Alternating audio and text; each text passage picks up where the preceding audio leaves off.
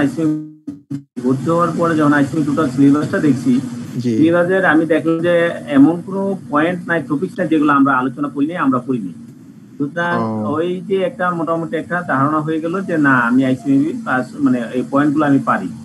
এখন কাজ হলো যে পরীক্ষা ওইটাকে আবার রিভিউ করতে হবে, কারণ আমি ফার্স্ট ইয়ারে পড়ছি অথবা আমি এমবিএ তে করছি অথবা ফোর্থ ইয়ারে করছি। এখন আমি তো সবগুলো মনে নাই, কিন্তু এই যে পয়েন্টগুলা, সেই পয়েন্টগুলো আমার খেয়াল আছে যে আমি যে এইগুলো পড়ছি।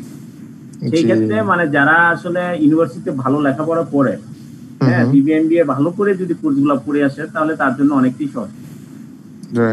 এই জন্য অনেকে দেখবেন যে পাস করে ফেলতেছে। যারা পাস করতেছে তারা হয়তো আগের ব্যাকগ্রাউন্ড সে খুব স্ট্রং, যে ইউনিভার্সিটি খুব ভালো করছে, ঠিক আছে। এখন অন্য কেউ পাস করে ফেললে যে আমি পাস করে ফেলবো এই আশায় আমি বসে থাকবো, তা হবে না। ঠিক আছে, যার যার ক্যাপাসিটি অনুযায়ী আইসিএমবি ওইভাবেই পড়াশোনা করতে হয়। জি স্যার, ঠিক। না সেটাই স্যার, আসলে এটা তো একটা প্রফেশনাল ডিগ্রি। সো এখানে আসলে আমরা এই যে আপনার ইথিক্সে যেগুলো আমরা পড়ছি, এই যে যেমন কন্ট্রাক্ট অ্যাক্ট, যেটা আমাদের বিবিএ তে একটা সাবজেক্টই ছিল ইথিক্স এন্ড ল। তো ওইখানে আপনি স্যার যেটা পড়িয়েছেন যে কন্ট্রাক্ট এন্ড এগ্রিমেন্টের যে চ্যাপ্টারটা, ওই ফুল চ্যাপ্টার নিয়ে, মানে ওই শুধু ওই চ্যাপ্টার নিয়েই ছিল আমাদের ফুল একটা সেমিস্টার। আমরা পড়ছি সেটা। একটা সাবজেক্ট ছিল হচ্ছে কমার্শিয়াল ল এন্ড ইন্ডাস্ট্রিয়াল ল, এটা একটা সাবজেক্ট। ওই একটা সাবজেক্টই বিবিএ তে পড়ছি। জি স্যার, ওই একটা, হ্যাঁ ওইটা এখানে একটা চ্যাপ্টার মাত্র। এখানে একটা চ্যাপ্টার মাত্র, এক্স্যাক্টলি সেটাই বলছিলাম। ওকে, আমরা স্টার্ট করি। আমাদের পরবর্তীতে আমরা সময় পাই না। আজকে আমাদের পড়াশোনা আমি দেখলাম যে অনেক কমে গেছে, আমাদের অনেক পড়া বাকি রয়েছে। ক্লাস আছে আজকে সব 3টা। তো আমরা পরবর্তীতে আরো কোশ্চেন সেশনের মাধ্যমে আমরা শুরু করব। So my dear friends, last class we have discussed up to memorandum of association. Up to memorandum of associations, if you have any query or any question, you can tell me. Anyone have any question about sole proprietorship, partnership, or company, or characteristics of partnership, characteristics of company, different forms of company, reduction of capital, memorandum association for company limited by shares, limited by guarantee, etc. etc. আরো কোনো question থাকলে বলতে পারেন।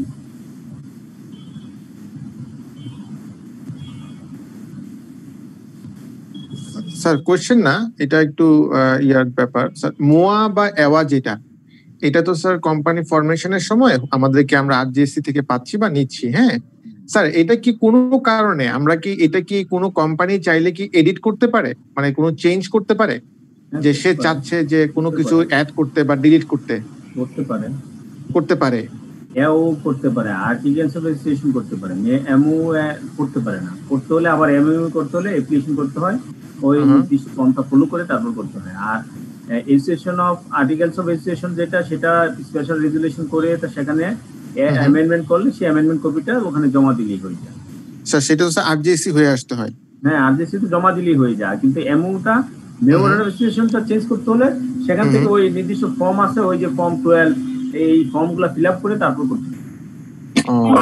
117 sir. হ্যাঁ, form 117 আর form 12 sir. হ্যাঁ, অনেকগুলো form আছে, form 12 আর কি যেন আছে। আমাদের ডিটেইলস আমি এখন এই মুহূর্তে বলতে পারছি না। নেক্সট আমরা আলোচনা করব এগুলো। তার মানে স্যার করা যায়, চেঞ্জ করা যায়। চেঞ্জ তো অবশ্যই করা যায়। আপনি চেঞ্জ না করলে আপনি ডিরেক্টরশিপ, নতুন ডিরেক্টর ঢোকানো যা, আপনার পেড আপ ক্যাপিটাল বাড়ানো যা, হ্যাঁ, তার অথরাইজ ক্যাপিটাল বাড়ানো যা, এগুলো কিভাবে করবেন? অ্যাড্রেস চেঞ্জ করা যায়, অ্যাড্রেস ক্লজ আছে, এই ক্লজ চেঞ্জ করতে হলে তো আপনার ওখানে যেতেই হবে, সবই করা যায়। না, হ্যাঁ স্যার, আমি সেটাই বলছিলাম যে বিভিন্ন ফর্ম অ্যাড করে করে, ওই যে ফর্ম 16, 17 কিছু ফর্ম আছে, 15, 5, ওগুলা দিয়ে দিয়ে করতে হয় আর কি। আচ্ছা, বুঝতে পারছি, তার মানে করা যায়। আচ্ছা, ঠিক আছে। ডিরেক্টর বা আপনি শেয়ার হোল্ডার যদি চেঞ্জ করতে চান 117 দিয়ে, আর শিডিউল 10 দিয়ে বোধহয় আপনার অ্যাড্রেস চেঞ্জ করতে চাইলে করা যায়। এগুলো আমিও মানে প্র্যাকটিক্যালি করি নাই তো, এই জন্য এগুলো মানে মনে নাই আমাদের। না স্যার, ঠিক আছে, আমি অ্যান্সারটা পেয়েছি আপনার কাছ থেকে। ঠিক আছে, আমরা এখন শুরু করি তাহলে, যদি কোনো কারো কোনো কোয়ারি না থাকে। আমরা গতকালকে বলছি, আলোচনা করছি মেমোরেন্ডাম অ্যাসোসিয়েশন, আবার এগেইন রিপিট করতেছি। Memorandum association is a legal document prepared in the formation and registration process of a limited liability company to define its relationship with shareholders. The memorandum of association is accessible to the public and describes the company's name, physical address of the registered office, names of the shareholders, and distribution of shares. তাহলে memorandum of অ্যাসোসিয়েশনে এক কথা যদি আমরা বলি, এটা একটা legal document যেটা তৈরি করতে হয় কোম্পানি ফরমেশনের জন্য এবং রেজিস্ট্রেশন প্রসেসের জন্য।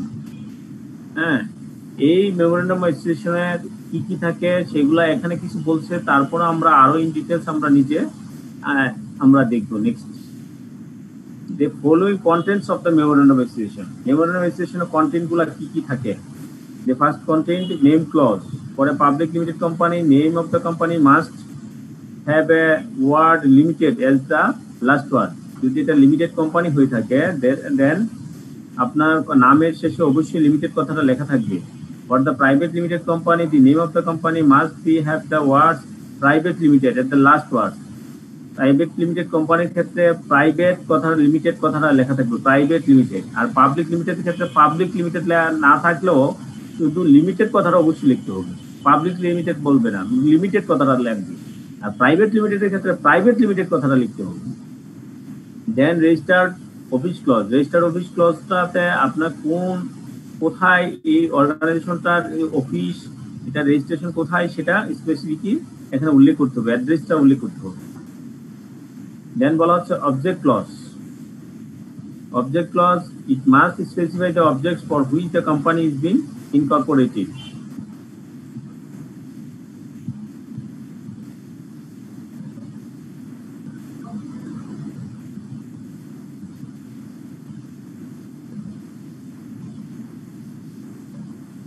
Object clause, it must specify the object for which the company is being incorporated. আপনি এই কোম্পানিটা কেন ইনকর্পোরেট করতেছেন সেটার স্পেসিফিক অবজেক্টিভটি স্পেসিফাই করতে হবে। Further, if a change company change its activity, যদি কোনো কারণবশত কোম্পানি তার অ্যাক্টিভিটি চেঞ্জ করতে চায় which are not reflected its name, then it can change its name within 6 months of changing its activity. ঠিক আছে, ওই যে একটু আগে যে কোশ্চেন করছিলেন, চেঞ্জ করা যায় না, এই যে চেঞ্জ করা যায়। ঠিক আছে, যদি সে কাজের ধরন চেঞ্জ করে, তাহলে কাজের ধরন যদি তার নামের সাথে সম্পূর্ণরূপে রিফ্লেক্ট করে, মানে কন্ট্রাডিক্টরি করে অথবা কোনো সম্পর্ক না থাকে, সেই ক্ষেত্রে তার নামটাও চেঞ্জ করতে হবে অ্যাক্টিভিটি চেঞ্জ করার 6 মাসের ভিতরে। The company must comply with all name change provision. Name clause যখন চেঞ্জ করবে, নেম চেঞ্জের যে প্রভিশনগুলো যা যা আছে সেগুলা অবশ্যই কন্ডিশন কমপ্লাই করতে হবে। Then liability clause, it should specify the liability of the members of the company, whether limited or unlimited. Liability কি limited or unlimited সে কথাটা অবশ্যই লিখতে হবে। Then capital clause, this is the valid only for companies having share capital. Company যদি share capital থাকে তাহলে সেখানে capital ক্লজটা অবশ্যই আসতে হবে। Those companies must specify the amount of authorized capital divided into shares of fixed amount. তার authorize capital কত হবে একটা কোম্পানির, এবং তার যে নাম্বার অফ শেয়ার আছে ওই শেয়ার দিয়ে তার ভাগ করে প্রতিটা মানে আপনার টোটাল পার শেয়ারের কত, সেই শেয়ার অ্যামাউন্টটা এখানে উল্লেখ করতে হবে। Association clause, memorization must clearly specify the desire of the subscriber to form a company. This is the last clause. ঠিক আছে, অ্যাসোসিয়েশন ক্লজ হচ্ছে কি, desire of the subscriber to form a company. Company যে একটা form করতে চাচ্ছে সেটার তার ডিজায়ার, তার ইচ্ছা প্রকাশ করতে হবে, রেজিস্ট্রেশন ক্লজ বলা হচ্ছে। ঠিক আছে, তাহলে ফর 1% কোম্পানি, এগুলো আমরা বলছি এগুলো এখন আমাদের বর্তমানে এখন 1% কোম্পানি এখন আসে নাই। 1% কোম্পানি ভবিষ্যৎ যদি আসে সেক্ষেত্রে কি হবে সেটা পরবর্তীতে আমরা আলোচনা করব। তাহলে আমাদের পরীক্ষা যদি আসে content of memorandum association, then we write name clause, registered office clause, object clause, liability clause, capital clause, registration clause, এই হলো টোটাল হচ্ছে 6টা ক্লজ। অবশ্যই কি করতে হবে, মেমোরেন্ডাম রেজিস্ট্রেশনে উল্লেখ করতে হবে, থাকতে হবে।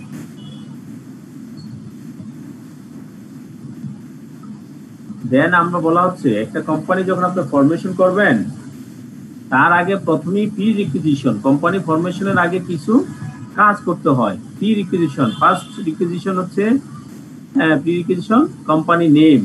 আপনি কোম্পানি ফরমেশনের আগে নেম সিলেক্ট করতে হবে, কোম্পানি নেম। দেন ডিরেক্টরস, কোম্পানির ডিরেক্টর কারা সেটা আপনি মানে কারা কারা তাদেরকে সিলেক্ট করতে হবে। কোম্পানি নেম সিলেক্ট, দেন ডিরেক্টরস, দেন শেয়ার হোল্ডার্স কয়জন হবে, মানে শেয়ার হোল্ডার কারা হবে, কার কত শেয়ার থাকবে সেগুলো আপনি শেয়ার হোল্ডার সেখানে উল্লেখ করতে হবে। অথরাইজ ক্যাপিটাল, তাহলে টোটাল অথরাইজ ক্যাপিটাল কত পর্যন্ত আপনি যেতে পারবেন, এই মুহূর্তে পেড আপ ক্যাপিটাল কত দিবেন, রেজিস্টার্ড অ্যাড্রেস কি হবে, memorandum and articles of association তৈরি করতে হবে। আগে আপনি কোম্পানি ফরমেশনের পূর্বেই এই কাজগুলো আপনার করে নিতে হবে। এই কাজ 7টা কাজ করা না করলে আপনি কোম্পানি ফরমেশনের স্টেজে যাইতে পারবেন না। স্টেজে যাওয়ার আগের মুহূর্তের কাজ হচ্ছে company name, director, share holder, authorize capital, paid up capital, registered address, memorandum and articles of association. ঠিক আছে, এগুলো আমরা ডিটেলস দেখবো ইয়ে থেকে, যে আমাদের আরেকটা শীট আছে ওই শীট থেকে আমরা দেখতে পারবো। দেন বলা হচ্ছে ফরেনার্স রেজিস্ট্রেশন। কোন ফরেনার্স যদি বাংলাদেশে বিজনেস করতে চায় তাহলে সে কিভাবে রেজিস্ট্রেশন করবে। Foreigners wishing to open a Bangladeshi company, কোন ফরেনার যদি বাংলাদেশি কোম্পানি সে ওপেন করতে চায়, must take into consideration the following points. সেখানে কি পয়েন্টস গুলো, সে পয়েন্ট গুলো এখানে বলা আছে। ঠিক আছে, বাংলাদেশি কোনো রেসিডেন্ট সে যদি কোম্পানি রেজিস্ট্রেশন করতে চায় তাহলে তার ইন জেনারেল যে কাজগুলো আছে ফরেনার রেজিস্ট্রেশনের ক্ষেত্রে তার সেই কাজগুলো করতে হবে, সাথে ইন এডিশন যেগুলো করতে হবে সেগুলো এখানে বলা আছে। Foreigners must open a bank account in the name of the proposed company with the name clearance obtained from the RJSC. প্রথমেই ফরেনার যদি সে একটা কোম্পানি রেজিস্ট্রেশন নিতে যায়, প্রথমে আরজিএসসি থেকে একটা ক্লিয়ারেন্স সার্টিফিকেট নিতে হয়, নেম ক্লিয়ারেন্স। তার যে নামে কোম্পানিটা করবে সে নামের একটা ক্লিয়ারেন্স সার্টিফিকেট নিবে প্রপোজ নেমে। ঠিক আছে, এবং এই প্রপোজ নেমে যে ক্লিয়ারেন্স সার্টিফিকেট নিচ্ছে সেটার নামে ব্যাংকে একটা অ্যাকাউন্ট করতে হবে, first condition. That is the registrar of the companies and being in the initial paid up capital. This is mandatory for company incorporation in Bangladesh. Bangladesh company incorporation ক্ষেত্রে এটা হলো ম্যান্ডেটরি জিনিস। All company incorporation formalities can be handled without you having to visit Bangladesh. All company incorporation formalities can be handled without you having to visit Bangladesh. The only exception may be opening a bank account depending upon the bank you choose. মানে এটা বলতেছে যে আপনি ব্যাংকের কোন ব্যাংকে করবেন সেটা তার ব্যাপার, হ্যাঁ, তার ওই চয়েসের ব্যাপার। All the directors and share holders can be foreigner. Foreigner company registration করলে এখানে ডিরেক্টর এবং শেয়ার হোল্ডার সবাই অল ক্যান বি ফরেনার, তারা সবাই ফরেনার হতে পারে, সমস্যা নেই। There is no requirement for you to obtain any special Bangladeshi visa if you merely want to incorporate a private limited company. ঠিক আছে, বলতেছে যদি প্রাইভেট লিমিটেড কোম্পানি করি তা করে সেক্ষেত্রে আপনার বাংলাদেশি ভিসা তার রিকোয়ারমেন্ট স্পেশাল বাংলাদেশি ভিসা লাগবে এরকম কোনো রিকোয়ারমেন্ট নাই। But have no plans to relocate to Bangladesh. হ্যাঁ, you are free to operate your company from overseas as well as free to visit Bangladesh on a business visa when you are required to attend a company matters on a short term basis. হ্যাঁ, আপনার ওই সে বিদেশ থেকেই সে এখানে অবশ্যই করতে পারবে, as well as সে বাংলাদেশে সে মানে বিজনেস ভিসার মাধ্যমে সে বাংলাদেশে ভিজিট করতে পারবে। কোম্পানির ওই জিনিসপত্র সে দেখার উদ্দেশ্যে সে শর্ট টার্ম বেসিসে সে আসতে পারবে, আইসা সে বিজনেস ভিসা দিয়ে সে বিজনেস করতে পারবে। If you plan to relocate to Bangladesh to operate your company you are required to obtain work permit. কোনো ফরেনার যদি সে বাংলাদেশে রিলোকেট করতে চায়, বাংলাদেশে সে থাইকে আসে এটা অপারেট করতে চায়, সেই ক্ষেত্রে তার ওয়ার্ক পারমিট লাগবে। ঠিক আছে, অন্য ক্ষেত্রে শুধু বিজনেস ভিসা দিয়ে আইসা সে কিছুদিন শর্ট টার্ম বেসিসে সে দেখাশোনা করে চলে যাবে। কিন্তু সে যদি এখানে স্থায়ীভাবে থাকতে চায় এবং সেখান থেকে যদি সে প্ল্যান করতে চায় এবং সেগুলো অনুযায়ী যদি কাজ করতে চায় তাহলে তার ওয়ার্ক পারমিট লাগবে।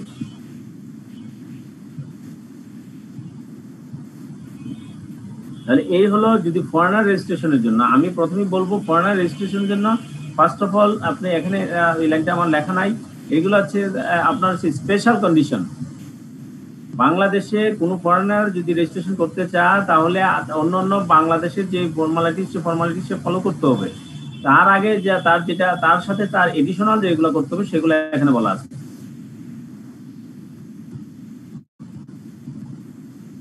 Required documents for registration. এখন রেজিস্ট্রেশনের জন্য আপনার কি কি ডকুমেন্ট লাগবে, ওই যে একটু আগে আমরা বলছি ওখান থেকে আরো ওইগুলো এখানে আসবে। প্রি রিকুইজিশনের থেকে এই অর্থাৎ ওই যে প্রি রিকুইজিশন নেম ক্লোজ করছেন, আগে নেম সিলেক্ট করছেন, সেটা এখানে লাগবে। For the purpose of company incorporation in Bangladesh the following information is required by the company registrar. Company রেজিস্ট্রারে এই জিনিসপত্রগুলো লাগবে। First company name, memorandum of registration and articles of registration, মানে আপনি যখন রেজিস্ট্রেশনের জন্য দিবেন সেটার সাথে আপনি দিতে হবে এইগুলা মানে আপনার সাপোর্টিং ডকুমেন্ট দিতে হবে। কোম্পানি নেম দিতে হবে, মেমোরেন্ডাম রেজিস্ট্রেশন আর articles registration. Share holders particular, share holder যারা তাদের ডিটেলস দিতে হবে, হ্যাঁ পার্টিকুলার দিতে হবে এবং তাদের ন্যাশনাল আইডি দিতে হবে। ডিরেক্টরস পার্টিকুলার ইনক্লুডিং টিম, একটু ভুল করেন।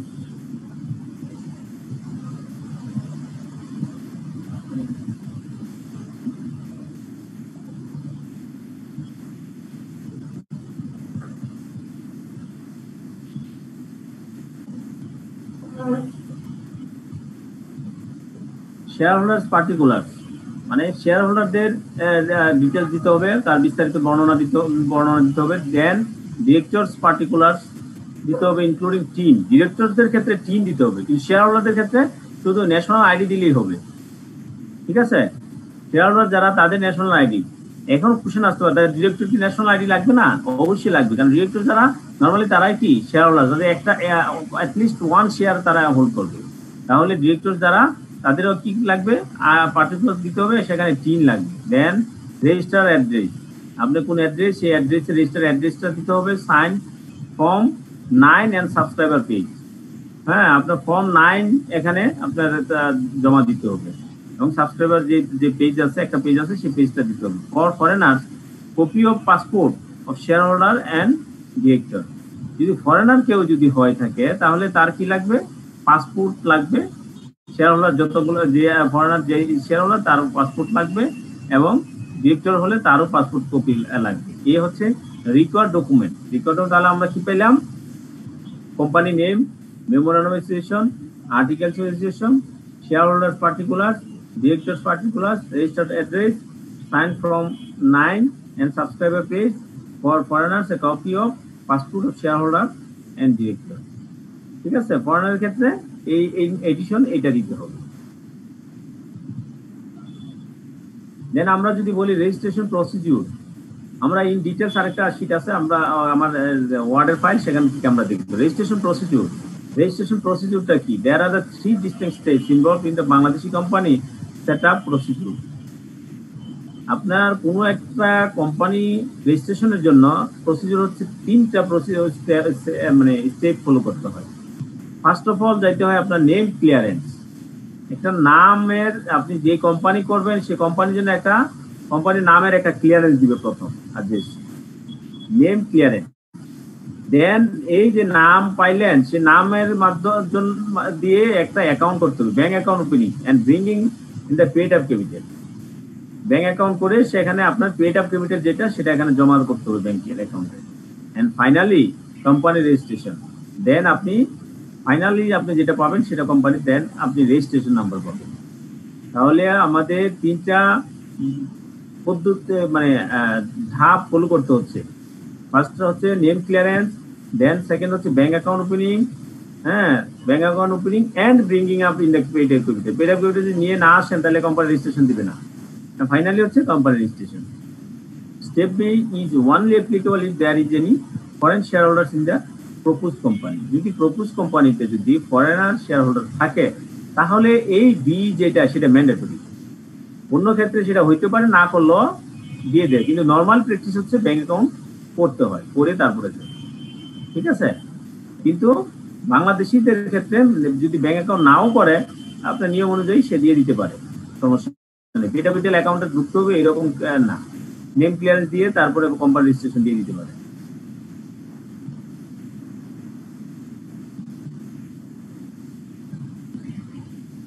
তাহলে আমরা যদি যাচ্ছি হচ্ছে পোস্ট রেজিস্ট্রেশন ফর্মালিটি, আমরা রেজিস্ট্রেশন করে ফেললাম, অর্গানাইজেশন হয়ে গেল, তাহলে এই অবস্থায় আমাদের পোস্ট রেজিস্ট্রেশনের ফর্মালিটিগুলো কি কি, রেজিস্ট্রেশন হওয়ার পরে কি কাজ করতে হয়?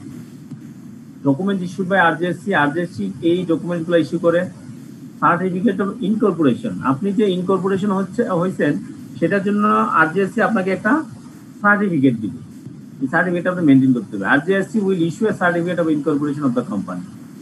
The certificate will have the registration number. এই সার্টিফিকেটের রেজিস্ট্রেশন নাম্বারটা থাকবে, নেম অফ দ্য কোম্পানি থাকবে, এন্ড ডেট অফ ইনকর্পোরেশন, কয় তারিখ এটা ইনকর্পোরেশন সেটা থাকবে। তাহলে আপনার রেজিস্ট্রেশনের পরে যে ফর্মালিটিটা সেটা হচ্ছে আপনাকে একটা সার্টিফিকেট ইনকর্পোরেশনের সার্টিফিকেটটা নিতে হবে। সেই সার্টিফিকেটটাতে কি থাকবে? Registration number, name of the company, date of incorporation. তারপর ফর্ম 12 থাকবে, ফর্ম 12। একটু আগে এই ফর্মগুলো নামগুলো মনে রাখেন, হ্যাঁ, আমি তো ভুলে যাই, এই জন্য আমি সবগুলো বলতে পারি না। একটু আগে আমরা যেটা পাইছি সেটা হচ্ছে ফর্ম 9, হ্যাঁ, এখানে ফর্ম 12। ফর্ম 9টা কি ছিল? ফর্ম 9 হচ্ছে আপনার এই যে যারা শেয়ার হোল্ডার ডিরেক্টরস তাদের সাইন করতে হয়, সাবস্ক্রাইবার ফি, এটা হলো ফর্ম 9। আর এখানে হচ্ছে form 12। Form 12 contents the list of directors of the incorporated company. এখানে ফর্ম 12 এ থাকে ডিরেক্টরদের লিস্ট, আর ওখানে শেয়ার হোল্ডারদের ফর্ম 9 এ সাইন করতে হয়। ডিরেক্টরদের আপনার এই যে লিস্ট সেখানে form 12। Certified copy of MO and AO, memo registration ও আর্টিকেল রেজিস্ট্রেশনের এই সার্টিফাইড কপি নিতে হবে। আপনি জমা দিচ্ছেন, সেটা সার্টিফাই করে সেটা আপনাকে দিবে। এই ডকুমেন্টসগুলা আরজিএসসি ইস্যু করে থাকে, ঠিক আছে? এই আরজিএসসি ইস্যু করে, আরজিএসসি থেকে আপনার রেজিস্ট্রেশন করে এই যে ডকুমেন্টগুলো নিতে হবে। Some of the other items you will almost certainly need upon registration of your Bangladeshi company. এই যে আপনার উপরগুলো বললাম সেগুলো ছাড়াও অনেক ক্ষেত্রে এই জিনিসগুলো কি আপনার লাগে, যেটা হচ্ছে share certificate for each of the share holder. হ্যাঁ, প্রতি শেয়ার হোল্ডারদের ক্ষেত্রে তার আলাদা আলাদা এরকম শেয়ার সার্টিফিকেট থাকে। এটা কিন্তু বর্তমানে যদি আপনার এই যেগুলা হচ্ছে এখন কিন্তু আপনার অটোমেশনে গিয়ে আপনার এরকম শেয়ার সার্টিফিকেট না হলে সমস্যা নেই। অটোমেটিশনে আপনার ওই নাম্বার অফ শেয়ারটা ওখানে ওই সিডিবিএল এর মাধ্যমে এটা মেনটেন করে। Register for share holder, register for share holder, shares, directors etcetera. Company seal for the company, company seal, company নামে একটা সিল রাখতে হবে। রাবার স্ট্যাম্প, একটা রাবার স্ট্যাম্প থাকতে হবে কোম্পানি, ঠিক আছে? এটা কোম্পানির সিল থাকতে হবে, কোম্পানির রাবার স্ট্যাম্প থাকতে হবে। তারপর register of the share holder, shares and share certificate. এই যে জিনিসগুলা এগুলো পোস্ট রেজিস্ট্রেশন ফর্মালিটি। তাহলে পোস্ট রেজিস্ট্রেশন ফর্মালিটি যদি আসে তাহলে আমরা এখানে দুইভাবে লিখতে হবে। একটা হচ্ছে কিছু ডকুমেন্ট আছে আরজিএসসি আপনাকে ইস্যু করবে, সেটা আপনার নিতে হবে। এই আরজিএসসি 3টা ডকুমেন্ট আপনাকে ইস্যু করবে। দেন আপনি নিজের থেকে আরো যেটা করতে হবে সেটা হচ্ছে, হ্যাঁ, আপনার শেয়ার সার্টিফিকেট, প্রতি শেয়ারের হোল্ডারদের জন্য শেয়ার সার্টিফিকেট ইস্যু করতে হবে। হ্যাঁ, রেজিস্টার, শেয়ার হোল্ডারের জন্য একটা রেজিস্টার, শেয়ারের জন্য রেজিস্টার, ডিরেক্টরের জন্য রেজিস্টার, যেরকম আলাদা এরকম রেজিস্টার তৈরি করতে হবে। কোম্পানি সিল বানাইতে হবে, কোম্পানির জন্য একটা রাবার স্ট্যাম্প লাগবে। এইগুলা হচ্ছে পোস্ট রেজিস্ট্রেশন ফর্মালিটি। তাহলে আমরা একটু এখন আমরা যা আলোচনা করছি এগুলো নিয়ে একটু আবার রিভিউ করি। এই জিনিসগুলো গুরুত্বপূর্ণ পয়েন্টগুলো পয়েন্ট আলোচনা করতেছি, পয়েন্ট আপনাদের জানতে হবে।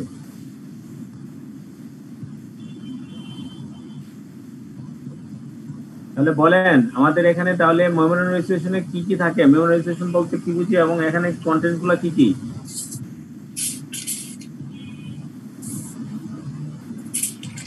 মেমোরেন্ডাম অ্যাসোসিয়েশনের কন্টেন্ট অফ এমওএ হচ্ছে নেম ক্লজ থাকতে হবে। এর আগে বলেন যে মেমোরেন্ডাম রেজিস্ট্রেশন বলতে কি বুঝি আমরা?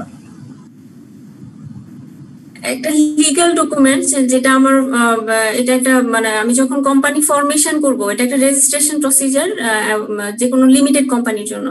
স্যার আমার একটা প্রশ্ন ছিল মাঝখানে, প্রশ্নটা হচ্ছে স্যার এখানে আমরা একটা বলছিলাম হচ্ছে পোস্ট রেজিস্ট্রেশন ফর্মালিটিস। হ্যাঁ, এটা পরে আসতেছি।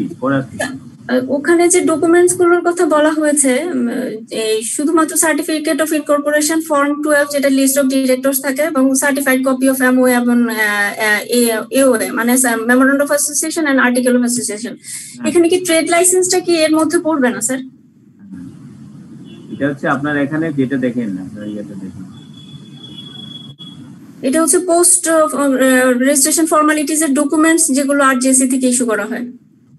হ্যাঁ এটা হচ্ছে আরজেসি রেকর্ড ডকুমেন্ট ফর আরজেসি। হ্যাঁ আপনার এখানে ট্রেড লাইসেন্স কিন্তু আপনার এই আরজেসি তে ওইগুলোর ক্ষেত্রে ট্রেড লাইসেন্স আপনার প্রথম দিকের কাজ। এটা প্রি রিকুইজিশনের ক্ষেত্রে আপনি যখন কোম্পানির নেম তো আর নিচ্ছেন না স্যার, নেম ক্লিয়ারেন্সটা স্যার আলাদা স্যার। নেম ক্লিয়ারেন্স ওরা একটা অনলাইনে একটা সার্চ দেয়, ওখানে ওই রকম কোনো নাম আছে কিনা ওইটা দেখিয়ে তারপর একটা প্রিন্টেড একটা কপি দেয়, ওটা হচ্ছে নেম ক্লিয়ারেন্স স্যার। এই নেম ক্লিয়ারেন্সের আগে ট্রেড লাইসেন্স নিতে হয়। ট্রেড লাইসেন্স কি স্যার? না স্যার, ট্রেড লাইসেন্স কি স্যার নেম ক্লিয়ারেন্সের আগে দেয়? মানে আমার যদি নামই না থাকে, মানে নাম যদি মিল থাকে তাহলে আমি ট্রেড লাইসেন্স দিব কি? ট্রেড লাইসেন্স আপনি যে কোনো নামে ট্রেড লাইসেন্স নিতে পারেন। ট্রেড লাইসেন্স হচ্ছে এটা লোকাল অথরিটির কাজ, এটা কোনো অন্য কোনো আপনার আরজেসি টারজেসির কাজ না। না স্যার, ট্রেড লাইসেন্স তো স্যার আরজেসি ইস্যু করে স্যার। না না না, ট্রেড লাইসেন্স লোকাল অথরিটি। এটা সিটি কর্পোরেশন বা ইউনিয়ন পরিষদ লোকাল আপনি যেখানে ব্যবসা করবেন ওইখান থেকে যদি আপনি সিটি কর্পোরেশন আন্ডারে থাকেন তাহলে ওই সিটি কর্পোরেশনের ওই ওয়ার্ড থেকে আপনি নেবেন, ওই ওয়ার্ড থেকে। আর যদি আপনি ইয়ে করেন ইউনিয়ন পরিষদ অথবা অন্য কোথাও থাকেন তাহলে আপনি ইউনিয়ন পরিষদ থেকে নেবেন। এটা লোকাল অথরিটি, এটা আসলে ট্রেড লাইসেন্স আরজেসির কাজ না। আরজেসি যেটা হ্যাঁ বলেন। আমি ডাউট, আমাকে দেখতে হবে। আমার যতটুকু মনে আছে যে সিল থাকে একটা, আরজেসি সিলের একটা সিল থাকে না। আরজেসি সিল ওটা হলে না, এটা নিয়ে কনফিউশনের কোনো কারণ নাই। ট্রেড লাইসেন্স হচ্ছে লোকাল অথরিটির ডকুমেন্ট। আমরা তো এগুলা করি তো আমাদের তো ট্রেড লাইসেন্স সিটি কর্পোরেশন থেকে দেয় এবং আরজেসি থেকে বেসিক্যালি ওই তিনটা দেয়, মানে সার্টিফিকেট অফ ইনকর্পোরেশন। আপনি রেজিস্ট্রেশনের পরে আমরা যেটা বলছি এখানে এই যে দেখেন, রেজিস্ট্রেশনের পরে আরজেসি এই তিনটা ডকুমেন্ট ইস্যু করবে আপনাকে। এই তিনটা ডকুমেন্ট আপনারা রাখতে হবে, ঠিক আছে? জি sir. Certificate of incorporation form 12, তারপর হচ্ছে এওর certified copy.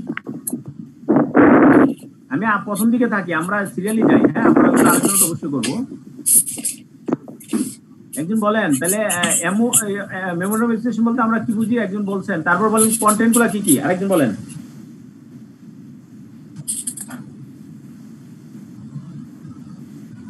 Content of the memorandum of association. Sir এই যে নেম ক্লজ থাকে, তারপরে স্যার নেম ক্লজের মধ্যে এটা পাবলিক হলে হচ্ছে স্যার শুধু লিমিটেড, আর যদি প্রাইভেট লিমিটেড হয় তাহলে ওভাবে লিখে যায় XYZ প্রাইভেট লিমিটেড। কোথায় থাকবে প্রাইভেট লিমিটেডটা? হ্যাঁ স্যার, লাস্ট ওয়ার্ড জি, এই যে XYZ প্রাইভেট লিমিটেড জি। তারপরে স্যার রেজিস্টার্ড অ্যাড্রেস তার কোথায় সেটা থাকবে।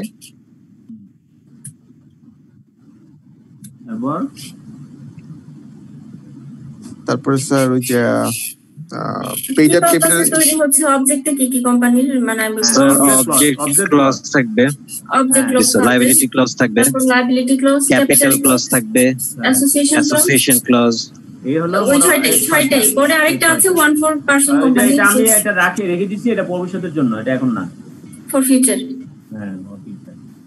Pre requisition for company formation. Company ফরমেশনের জন্য প্রি রিকুইজিশন কি? আর অন্য একজন বলেন।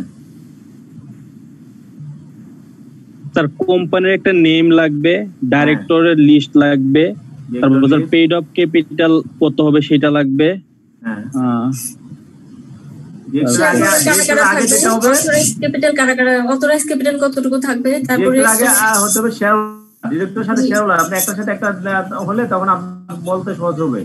প্রথমে কোম্পানির নামের পরে কোম্পানি কারা পরিচালনা করবে ডিরেক্টর, এই কোম্পানি কারা মালিকানা থাকবে তারা শেয়ার হোল্ডার, এবং এই মালিকানা যারা তাদের টোটাল অ্যামাউন্ট কত, এটা অথরাইজ ক্যাপিটাল, কত হইতে পারে সেটা অথরাইজ ক্যাপিটাল, তারপর তারা কতটুকু টাকা দিবে সেটা পেড আপ ক্যাপিটাল, দেন হচ্ছে registered address, memorandum of association and article and association.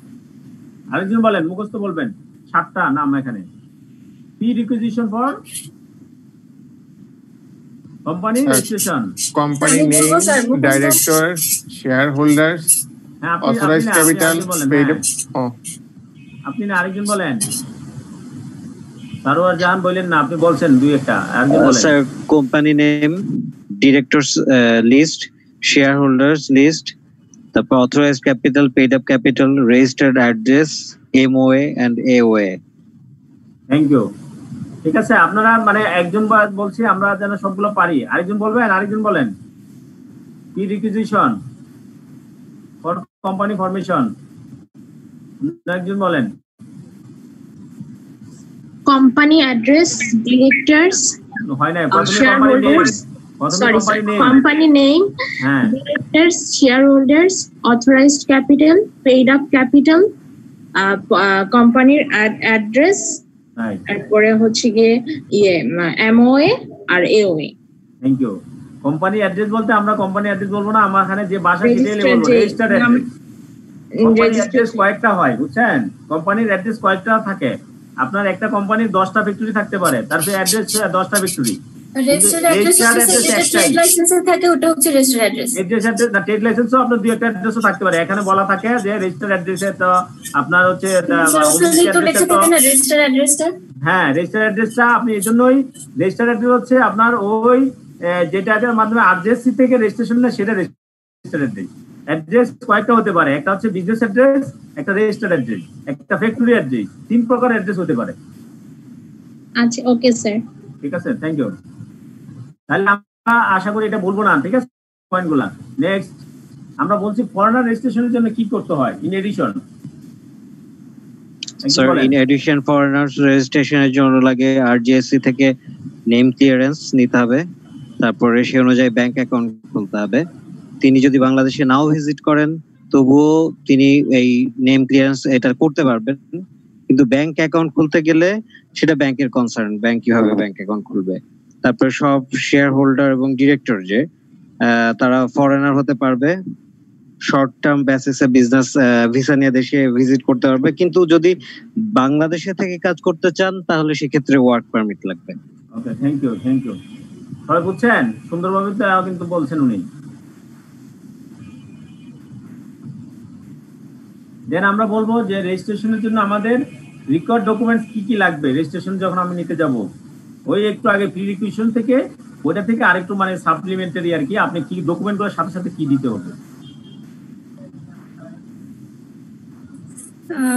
Requirements for registration হচ্ছে কোম্পানির নাম লাগবে, তারপরে মেমোরেন্ডাম অফ অ্যাসোসিয়েশন এবং আর্টিকেল অফ অ্যাসোসিয়েশন, তারপর শেয়ার হোল্ডারদের পার্টিকুলার্স লাগবে, যেটা সাথে ওনাদের এনআইডি লাগবে, মানে ন্যাশনাল আইডি। তারপর ডিরেক্টরসদের পার্টিকুলার্স, সেখানে ইনক্লুডিং টিন ওনাদের থাকতে পারে, মানে ট্যাক্স আইডি। ডিরেক্টরদের টিন ছাড়া ডিরেক্টর হওয়া যাবে না। কারেক্ট স্যার, বিকজ ওনারা ট্যাক্স পেমেন্ট করছেন কিনা ঠিক মতো এটার একটা ট্রেসিং লাগবে।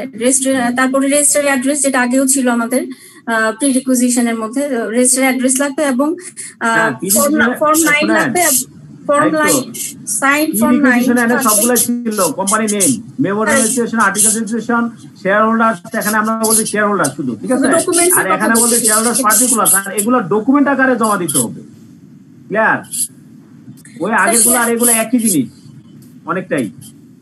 শেয়ার হোল্ডার পার্টিকুলার্স এর মধ্যে ওই যে কি যেন একটা ব্যাংকের একটা কি একটা সার্টিফিকেট থাকে, যেখানে ওনারা ট্যাক্স রিটার্ন যে জমা দিয়েছেন, সিআইবি রিপোর্ট সম্ভবত, এগুলো কি লাগে স্যার?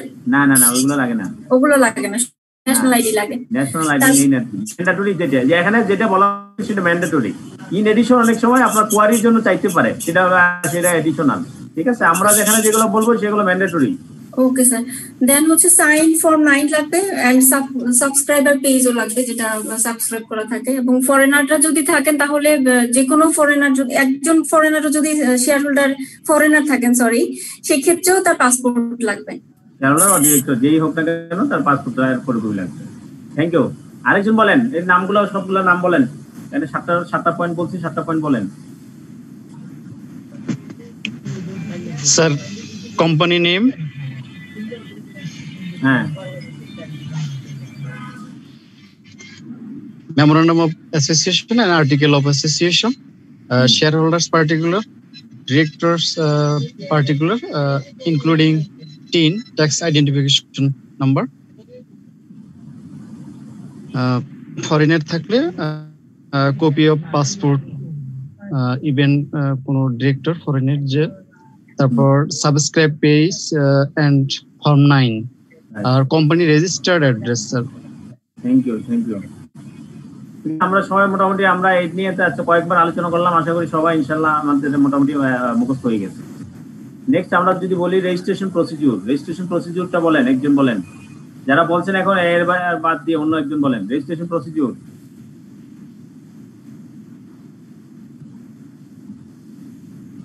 কোম্পানির রেজিস্ট্রেশন প্রসিডিউরটা কি? আমি যে রেজিস্ট্রেশন করব সেটা প্রসিডিউরটা কি?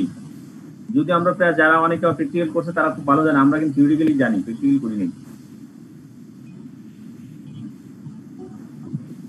স্যার কোম্পানির রেজিস্ট্রেশন প্রসিডিউর প্রথমে আছে নেম ক্লিয়ারেন্স, যে নামে কোম্পানিটা হবে ওটা আরজিএসসি থেকে একটা লাগবে, এই নামে কোম্পানি করা যাবে।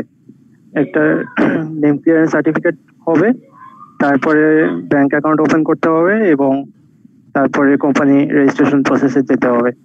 যদি কেউ ফরেন শেয়ার হোল্ডার থাকেন সেক্ষেত্রে অবশ্যই ব্যাংক অ্যাকাউন্টে পেইড আপ ক্যাপিটাল শো করতে হবে। ঠিক আছে, থ্যাংক ইউ। তাহলে আমরা বললাম যে এই যে জিনিসগুলো, তাহলে রেজিস্ট্রেশন প্রসিডিউর আরেকজন বলেন তো, তিনটা রেজিস্ট্রেশন প্রসিডিউর কি? একজন বলেন, যারা মানে এখন পর্যন্ত পার্টিসিপেশন করেন না তাদের মধ্যে থেকে একজন। স্যার এখানে 3 স্টেপস ইনভলভ থাকবে বাংলাদেশ কোম্পানি সেটআপ প্রসিডিউরে। প্রথমটা হচ্ছে যেটা নেম ক্লিয়ারেন্স থাকবে, bank account opening and breaking in the paid capital and company registration থাকবে।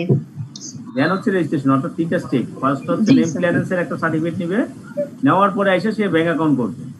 জি, ব্যাংক অ্যাকাউন্ট করে তো সেখানে পেইড আপ ক্যাপিটাল জমা দিবে, এন্ড তারপরে ব্যাংক থেকে একটা সার্টিফিকেট নিয়ে যাও, যে এখানে ব্যাংক অ্যাকাউন্ট সলভেন্সি সার্টিফিকেট বলে, অথবা তার ব্যাংক অ্যাকাউন্ট নেওয়ার পরে তারপর কোম্পানি রেজিস্ট্রেশনটা নিবে। ঠিক আছে, এই হলো তিনটা মানে স্টেপ। স্যার প্রশ্ন যদি আসে আমরা এভাবে লিখলে কি নাম্বার পাবো স্যার? মানে এই যা আছে যেভাবে বলেছি আজকে এখন ক্লাসে অবশ্যই পাবেন। Thank you sir. এটা পাওয়া যায় না, ওই খাতায় এগুলো লেখাগুলো পাওয়া যায় না, বুঝছেন সমস্যা। আমার প্রশ্ন হচ্ছে এগুলো কি ঠিক এইভাবেই মানে কোশ্চেনটা আসবে নাকি এগুলো তো আর কেস স্টাডির মধ্যে আসার মতো না? না, এটা কেস স্টাডি না, কেস স্টাডি এগুলো না, এগুলো তো ডাইরেক্ট, এগুলো আসলে ডাইরেক্টলি আসবে। হ্যাঁ, ওকে, থ্যাংক ইউ স্যার। দেন আমরা বলবো post registration formalities. Post registration formalities গুলো কি কি বলেন? অন্য একজন বলেন যিনি পার্টিসিপেট করেন নাই। The certificate of incorporation, Form 12, MOA R AOA। আমরা এখানে দুইটা ভাগ করব।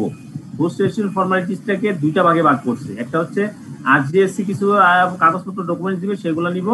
সাথে হচ্ছে অর্গানাইজেশন কোম্পানি নিজে কিছু ডকুমেন্ট ইস্যু করবে। হ্যাঁ, তাহলে আরজিএসসি ডকুমেন্টগুলো কি কি সেগুলো বলেন। সার্টিফিকেট অফ ইনকর্পোরেশন, হ্যাঁ, এটা একটা সার্টিফিকেট দিবে। এই সার্টিফিকেটটা কোম্পানি কালেক্ট করবে। সেই সার্টিফিকেট কি থাকে? সার্টিফিকেট কোম্পানি ইনকর্পোরেশন ডেট থাকবে স্যার, হ্যাঁ, কোম্পানিটার নেম থাকবে স্যার, রেজিস্ট্রেশন নাম্বার থাকবে স্যার, রেজিস্ট্রেশন নাম্বার, যে কোম্পানি নেম এবং কত তারিখে ইনকর্পোরেশন থাকবে, কবে রেজিস্ট্রেশন হয়েছে, রাইট। তারপর স্যার ফর্ম 12 থাকবে, সেখানে all directors of the incorporated company. আর যদি কোশ্চেন আসে ফর্ম 12 এ কি থাকে, তাহলে ফর্ম 12 হচ্ছে ডাইরেক্টর লিস্ট থাকে স্যার, লিস্ট অফ দ্য ডিরেক্টরের লিস্টে হচ্ছে ফর্ম 12। দেন বলা হচ্ছে কি সার্টিফাইড কপি অফ এমওএ আর এওএ। তার মানে হচ্ছে এমওএ এবং এওএ কোম্পানি আগে জমা যে দিছে সেটাকে তারা শুধু সার্টিফাই করে দিবে, সেটা এই ডকুমেন্টগুলো আরজিএসসি থেকে কালেক্ট করবে। দেন হচ্ছে কোম্পানি নিজে কিছু ডকুমেন্ট ইস্যু করে, সেই ডকুমেন্টগুলো কি share certificate for each of the share holder. তারপর হচ্ছে register for share holder, shares, director, company seal থাকবে, রাবার স্ট্যাম্প থাকবে। এই হচ্ছে পোস্ট রেজিস্ট্রেশন ফর্মালিটি। স্যার একটা কথা ছিল স্যার, সার্টিফিকেট অফ কমেন্সমেন্ট একটা সার্টিফিকেট আরজিএসসি ইস্যু করে, এটা তো এখানে কোথাও দেখলাম না, এটা কি লাগে না? জি স্যার, ইনকর্পোরেশন আর কি, ইনকর্পোরেশনের পরে যদি আপনি স্টার্ট করেন তাহলে সেটাই এই কমেন্সমেন্ট আর কি। আসলে এই কমেন্সমেন্টের এখানে ডাইরেক্টলি এরকম কোনো লিঙ্ক নেই, আপনার হচ্ছে ইনকর্পোরেশনটাই হচ্ছে কমেন্সমেন্ট আর কি, এটাই এখানে বলা হয়। আচ্ছা, জি স্যার। হ্যাঁ, স্যার আরেকটা কোশ্চেন আছে sir. Sir paid up capital যে আমরা ব্যাংকে ডিপোজিট করতেছি, সেই পেইড আপ ক্যাপিটাল কি আমি কোনো সময় তুলতে পারবো ব্যাংক থেকে? ব্যাংকের কোম্পানির নামে, কোম্পানি যখন আপনি ফর্ম করে ফেলবেন তো কোম্পানির নামে আপনি যা যা খরচ করবেন সে খরচ করতে পারবেন, আপনি ইন্ডিভিজুয়ালি আর তুলতে পারবেন না। ঠিক আছে স্যার, থ্যাংক ইউ স্যার। হ্যাঁ, দেন আমরা চলে যাচ্ছি হচ্ছে নেক্সট, আমরা ফরওয়ার্ড করছি।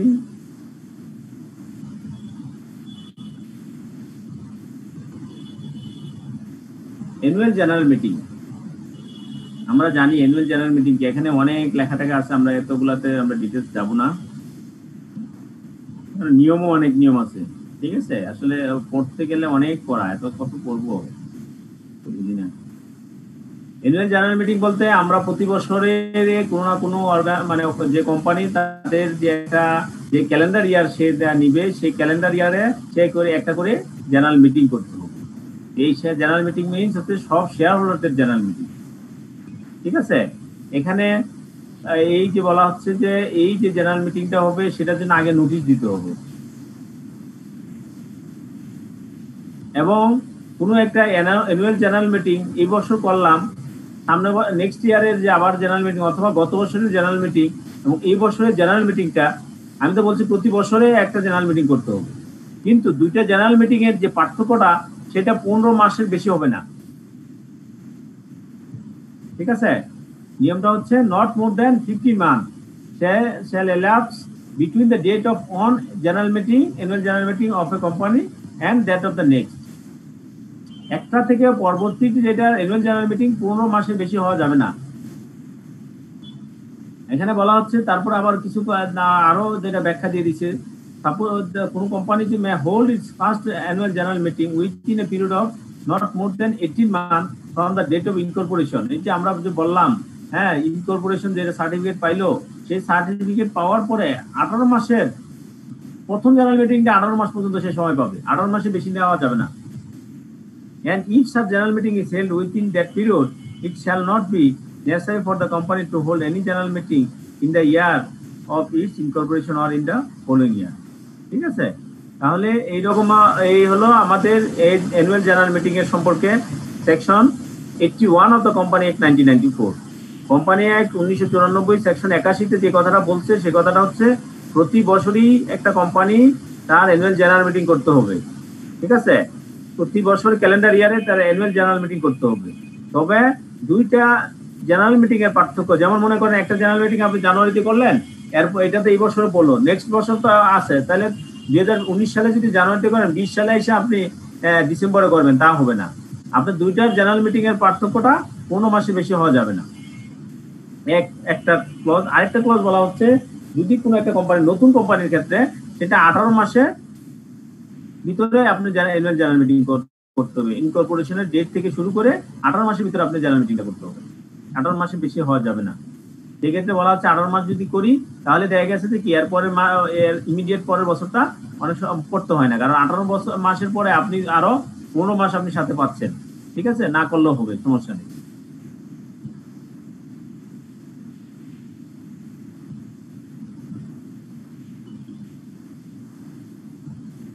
এখানে আরো ক্লজ গুলো, আরো নিয়মগুলো বলা আছে। Provided further that the registrar May on an application may be made within 30 days from the date of expiry of the period of specified in holding the AGM as aforesaid, extend the time within which may AGM not being the first AGM shall be held by the period of not exceeding 90 days or not exceeding the 31st December of the calendar year in relation to which the AGM is required to be held, which is early। এটা ওই first AGM এর ক্ষেত্রে যদি কোনো কারণ না হয় তাহলে সে আপনি স্পেশাল কনসিডারেশনের জন্য আরো সময় চাইতে পারে। সেই সময়টা কতটুকু? 3 মাস।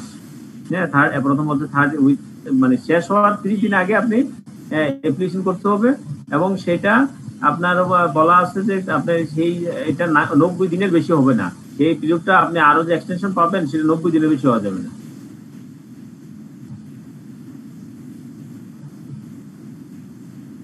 90 দিনে নিলেন, কিন্তু সেটা আবার 31 ডিসেম্বর যেন আপনার পার হয়ে না যায়, ডিসেম্বরের ভিতরে হইতে হবে, ঠিক আছে। 31 ডিসেম্বর অথবা 90 ডেজ এর ভিতরে হতে হবে। এরকম নিয়মগুলো পেশ দিচ্ছে আর কি, কয়েকটা নিয়ম আছে। মেন হলো আমরা তাহলে আমরা অ্যানুয়াল জেনারেল মিটিং আসলে প্রথমে আমরা বলবো যে অ্যানুয়াল জেনারেল মিটিং প্রতি ক্যালেন্ডার ইয়ার করতে হবে। একটা অ্যানুয়াল জেনারেল মিটিং থেকে আরেকটা অ্যানুয়াল জেনারেল মিটিং এর পার্থক্য 15 মাসে বেশি হবে না, ঠিক আছে? তাইলে প্রতি বছরও কিন্তু করতে হবে, ওইটাও কিন্তু আপনি ধরে রাখতে হবে। আবার 15 মাস দিয়ে চলে গিয়ে যদি আপনার এক বছরটা পরের বছর নিয়ে নেন তাহলে কিন্তু হবে না, প্রতি বছরই করতে হবে। এক বছর থেকে আরেক বছরটা সর্বোচ্চ 15 মাস পার্থক্য হতে পারে, ঠিক আছে? এখন কেউ যদি বলে যে না আমি তো এই বছর ডিসেম্বরে করলাম, তাহলে 15 মাসে আমি সময় পাচ্ছি, তাহলে 15 মাসে সময় পাইলে কত হয়? তাহলে আমি 2020 সালে করবো না 21 সালে করবো, এটা হবে না। প্রতি বছরই আপনি অ্যানুয়াল জেনারেল মিটিং করতে হবে। এটা শুধুমাত্র হচ্ছে যদি নতুন কোম্পানির ক্ষেত্রে 18 মাসের পরে করতে পারে, এবং সেই ক্ষেত্রে সে এরপরে মাসে পরের বছর না করলেও হবে। এটা হলো শুধুমাত্র নতুন অর্গানাইজেশনের ক্ষেত্রে। Then বলা হচ্ছে if a company defaults in the complying with the provisions subsection 1, the court may on the application any member of the company call or direct the calling to the general meeting of the company and give such ancillary or consequential direction as the court thinks expedient in relation to calling, holding or the conducting of the meeting.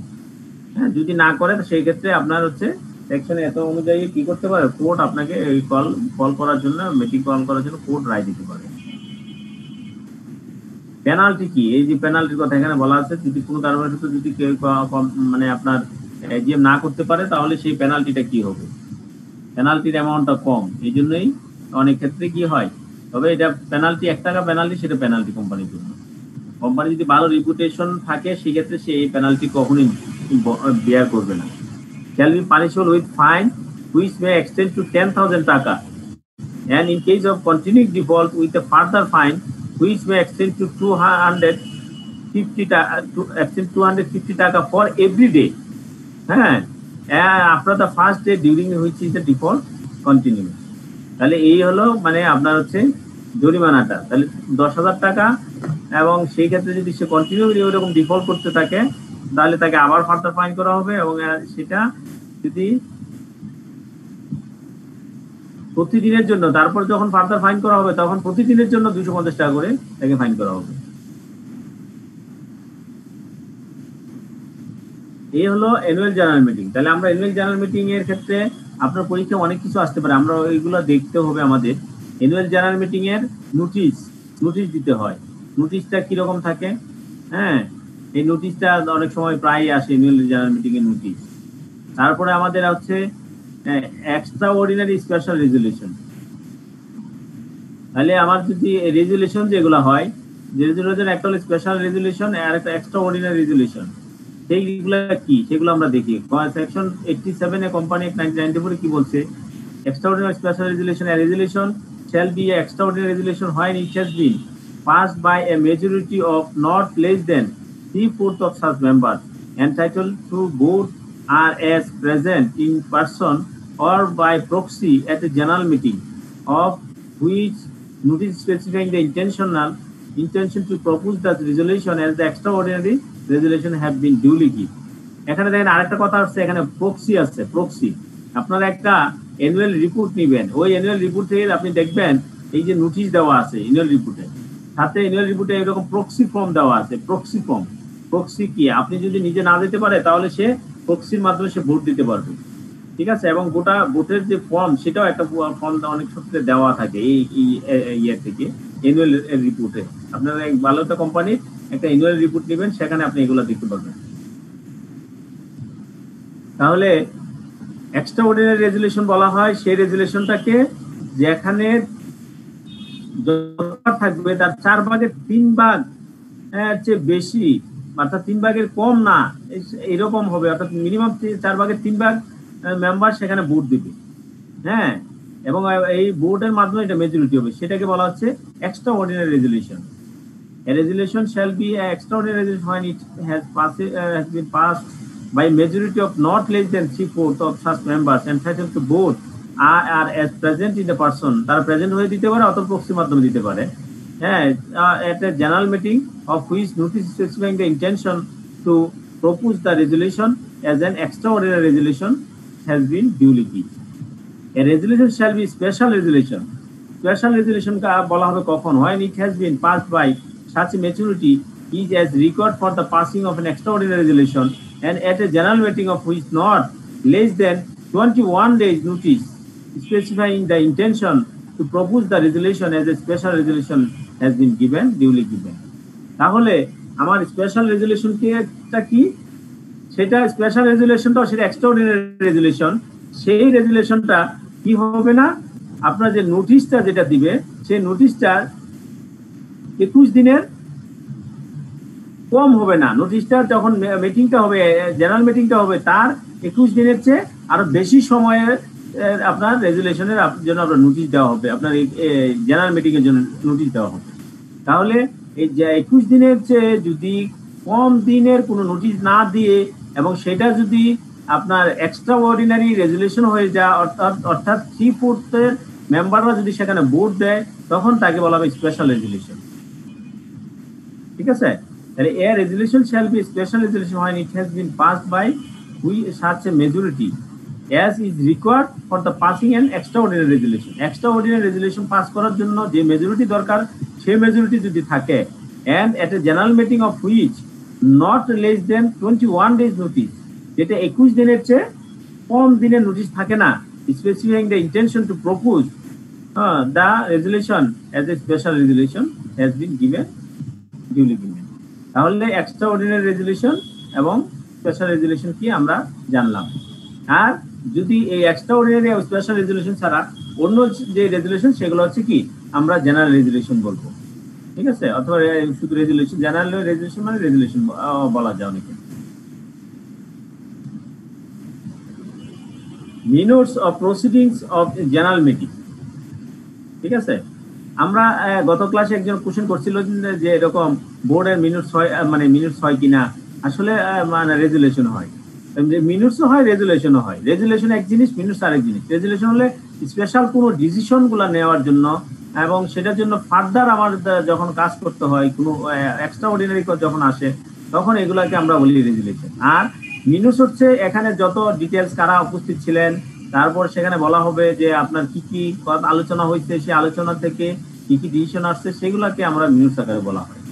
ঠিক আছে, minutes of proceeding a general meeting and of its directors, every company shall cause minutes of all proceedings of general meeting and meetings of its directors to be entered in books kept for that purpose.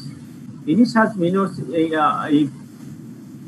purporting to be signed by the chairman of the meeting at which the proceedings are had or by the chairman of the next succeeding meeting shall be evidence of the proceeding. Until the contrary is proved, a general meeting of the company or a meeting of its directors in respect of the proceedings of which minutes have been made, it shall be deemed to have been duly called and held.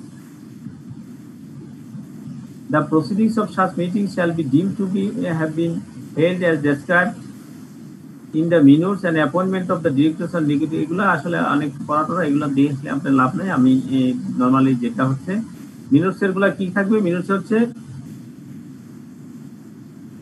কেন আপনার এই যে মিটিংটা হয়েছে, proceeding general meeting হচ্ছে, meeting এর কারা কোন কোন ডিরেক্টরসরা উপস্থিত ছিলেন সেগুলা এই যে আপনার মিনিটস উল্লেখ করা থাকে। এই মিনিটসটা সব চেয়ারম্যান সবগুলো ডিসিশন নেওয়ার পরে চেয়ারম্যান সেগুলো সাইন করে। সেখানে যে মিনিটসের আপনার যারা মেম্বার ছিল তাদেরকে আবার সেই কপিটা প্রেরণ করা হয়ে থাকে। তারপর হলো আমরা এগুলা দেখবো মিনিটসের পরে, আমরা একটা মিনিট দেখবো তাইলে হবে। দেন আমরা বলবো অ্যাপয়েন্টমেন্ট অফ ডিরেক্টরস। একটা নতুন ডিরেক্টরস অ্যাপয়েন্টমেন্ট কিভাবে করতে হবে। ঠিক আছে, আমরা ডিরেক্টর যখন appointment notwithstanding anything contained in the articles of a company, একটা কোম্পানি যে আর্টিকেলসে যদি যায় কিছু থাকুক না কেন, the subscriber of the memorandum shall be deemed to be the directors of the company until the first director are appointed. The subscriber of the memorandum shall be deemed to be the directors of the company until the first director are appointed. অর্থাৎ কোনো একটা director appointed করার আগে যে আমরা যে subscriber form বলছি, form 9 and subscriber form, সেটা ফিল আপ যখন করবে, দি সাবস্ক্রাইবার অফ দ্য মেমোরেন্ডাম যারা থাকবে তাদেরকে ডিরেক্টর হিসেবে বলা হয়ে থাকবে কোম্পানি, যতক্ষণ পর্যন্ত কোম্পানির ডিরেক্টররা অ্যাপয়েন্টমেন্ট না হবে। The directors of the company shall be elected by the members from among their number in general meeting. General meeting এ মাধ্যমে এখানে তাদের এই যে নাম্বার থেকে যারা থাকবে তাদের মাধ্যম থেকে এই ডিরেক্টররা নিয়োগ করা হবে। জেনারেল মিটিং এর থেকে মানে ডিরেক্টর অ্যাপয়েন্টমেন্ট হবে। Any casual vacancy occurring among the directors may be filled by the other directors, but the person the appointed shall be person qualified to be elected as a director unless clause B, and shall be subject to retirement at the same time as if he has been director on the day which the director in which place is appointed or the last appointed as director. ঠিক আছে, এটা বলা হচ্ছে যে ওই যে এখানে যে আপনার এজিএম যদি কোনো ভ্যাকেন্সি ক্যাজুয়াল ভ্যাকেন্সি হয়ে যায় তাহলে এরকম এজিএম থেকে করে যে ইলেক্টেড হতে হবে তা না, হ্যাঁ, সেগুলা এজিএম ছাড়াও করতে পারবে স্পেশাল রেজুলেশনের মাধ্যমে, সেটা এখানে বলা হচ্ছে। তাহলে আমরা ডিরেক্টর অ্যাপয়েন্টমেন্ট কিভাবে হবে? ডিরেক্টর অ্যাপয়েন্টমেন্ট হচ্ছে যদি এজিএম এর আগ পর্যন্ত আপনার যে সাবস্ক্রাইবার ফর্মে যারা থাকবে ডিরেক্টর তারাই ডিরেক্টর হিসেবে থাকবে, দেন হচ্ছে ডিরেক্টর হবে জেনারেল মিটিং এর মাধ্যমে ডিরেক্টর ইলেক্টেড হবে। হ্যাঁ, যদি ক্যাজুয়াল ভ্যাকেন্সি হয় তাহলে ক্যাজুয়াল ভ্যাকেন্সি যে যারা যে পার্সনদের কোয়ালিফিকেশন আছে ডিরেক্টর করার জন্য মতো তাদের ক্ষেত্রে ওই ডিরেক্টর ওখান থেকে বোর্ডের মাধ্যমে ডিরেক্টর হয়ে যাবে, বোর্ড অফ ডিরেক্টর বোর্ডের মাধ্যমে। দেন বলা হচ্ছে কোয়ালিফিকেশন অফ ডিরেক্টর। এখন আমরা ডিরেক্টর অ্যাপয়েন্টমেন্ট করবো, ডিরেক্টরের কোয়ালিফিকেশন কি হবে? Without prejudice to the restrictions imposed by Section 92, it shall be the duty of every director to hold qualification share to ডিরেক্টরদের ক্ষেত্রে কোয়ালিফিকেশন শেয়ার লাগে। কোয়ালিফিকেশন শেয়ার বলতে কি, মানে আপনার মিনিমাম একটা শেয়ার নাম্বার অফ শেয়ার থাকতে হবে যদি আপনার ডিরেক্টর হতে হয়। ঠিক আছে, ইন্ডিপেন্ডেন্ট ডিরেক্টর ক্ষেত্রে না, কিন্তু এটা হলো কোম্পানির জেনারেল ডিরেক্টরদের ক্ষেত্রে বলা হচ্ছে share holding director. Shall be specified in the articles, and if he is not already qualified, he shall obtain his qualification within 60 days after his appointment. যদি কেউ যদি এরকম কোয়ালিফাইড শেয়ার নাই অথবা কোয়ালিফিকেশন নাই, সেই ক্ষেত্রে মানে যেদিন থেকে সে অ্যাপয়েন্টমেন্ট হবে তার 60 দিনের ভিতরে সেটা ফিল আপ করতে হবে, or shorter time as may be fixed by the articles, অথবা আর্টিকেলস অফ অ্যাসোসিয়েশন এগুলো উল্লেখ করা থাকে। আর্টিকেলস অফ অ্যাসোসিয়েশনের ডিটেলস আমরা এখানে আসলে বলি না। আর্টিকেলস অফ অ্যাসোসিয়েশন বলতে কি বলি? আর্টিকেলস অফ অ্যাসোসিয়েশন হচ্ছে আপনার কোম্পানিটার অপারেশনের জন্য ইন ডিটেলস এখানে ব্যাখ্যা দেওয়া থাকে, ডিটেলস কথা বলা থাকে, সেটা হচ্ছে articles of association. Articles of association যদি এরকম ফিক্সড করে দেওয়া থাকে, হ্যাঁ, সেই ক্ষেত্রে আর্টিকেলস অফ অ্যাসোসিয়েশনটা ফলো করতে হবে, অথবা 60 দিনের ভিতরে তার এই কোয়ালিফাইং যে শেয়ার সেটা তার কোয়ালিফিকেশনটা গ্রহণ করতে হবে। If after the expiration of the period mentioned in subsection 1 any unqualified person acts as the director of the company, he shall be liable to fine not exceeding 200 টাকা for every day. যদি এই 60 দিনের পরে পর্যন্ত সে যদি মানে complete করতে না পারে তাহলে সে প্রতিদিনের জন্য তাকে 200 টাকা 200 টাকা ফর এভরি ডে তাকে ফাইন করা হবে between the expiration of the said period and the last day on which it is proved that he acted as a director.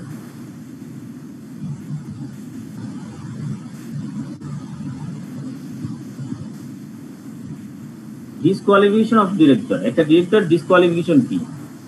ওই যে কন্ট্রাক্ট অ্যাক্টের যেগুলো আছে ডিসকোয়ালিফিকেশন, হ্যাঁ, সেগুলো ডিরেক্টরের ক্ষেত্রে ডিসকোয়ালিফাইড হবে। A person shall not be capable of being appointed director of a company if he has been found to be an unsound mind by competent court and the findings is in force, or he is in an undischarged insolvent, or he has applied to be adjudicated as an insolvent and his application is pending. He has not paid any call in respect of shares of the company held by him, whether alone or jointly with others, and 6 months have elapsed from the last day fixed for the payment of the call, or he is a minor. এগুলো হচ্ছে appointed. A person shall not be capable of being appointed director of a company. ঠিক যে এই যে 5টা point, এই 5টা point যদি হয় তাহলে একটা কোম্পানি ডিরেক্টর সে অ্যাপয়েন্টমেন্ট হতে পারবে না। সেকেন্ড পয়েন্ট বলতে company may be in its articles provide additional grounds for disqualification of a director. Articles of অ্যাসোসিয়েশনে আপনার আরো অনেক গ্রাউন্ড আছে আর দিতে পারে, থাকতে পারে, সে যেগুলো তার ডিসকোয়ালিফিকেশন হবে।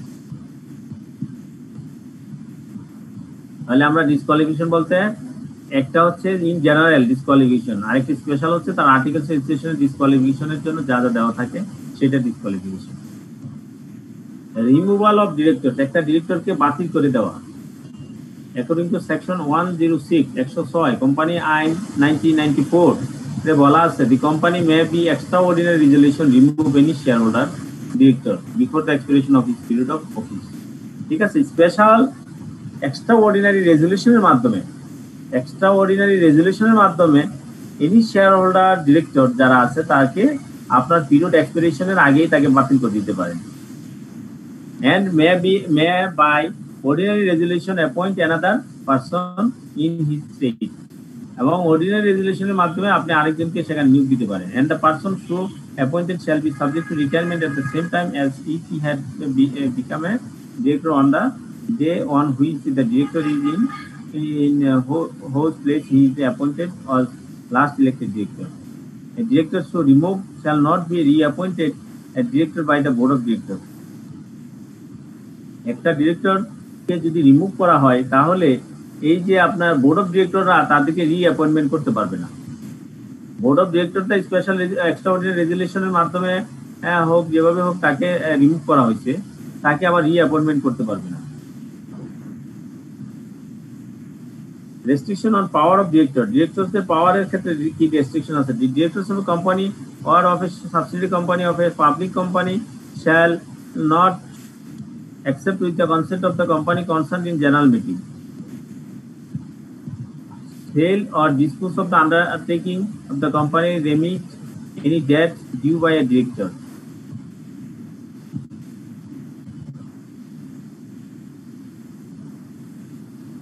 তারপর আমরা বলবো restriction on managing director.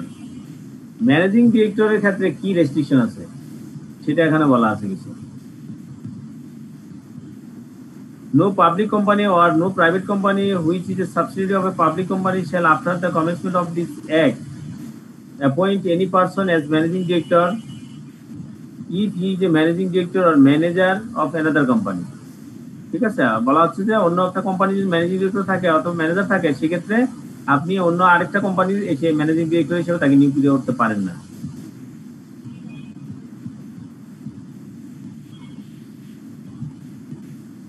Notwithstanding anything contained in section at the MD managing director not to be appointed for more than 5 years at a time. MD managing director 5 বছরের বেশি at a time থাকতে পারবে না the company act অনুযায়ী। No company shall after the commencement of the act appoint or re-employ any individual as its MD for a term exceeding 5 years at a time. টানা 5 বছরের বেশি থাকতে পারবেন না। Any individual holding at the commencement of this act the office of the managing director in a company shall, unless his term expires earlier, he deemed to have vacated his office immediately on the expiry of the 5 years from the commencement of this act. Nothing contained in subsection 1 shall be deemed to prohibit the re-employment or the extension of the term of the office of any person as MD for the further period not exceeding 5 years on each occasion.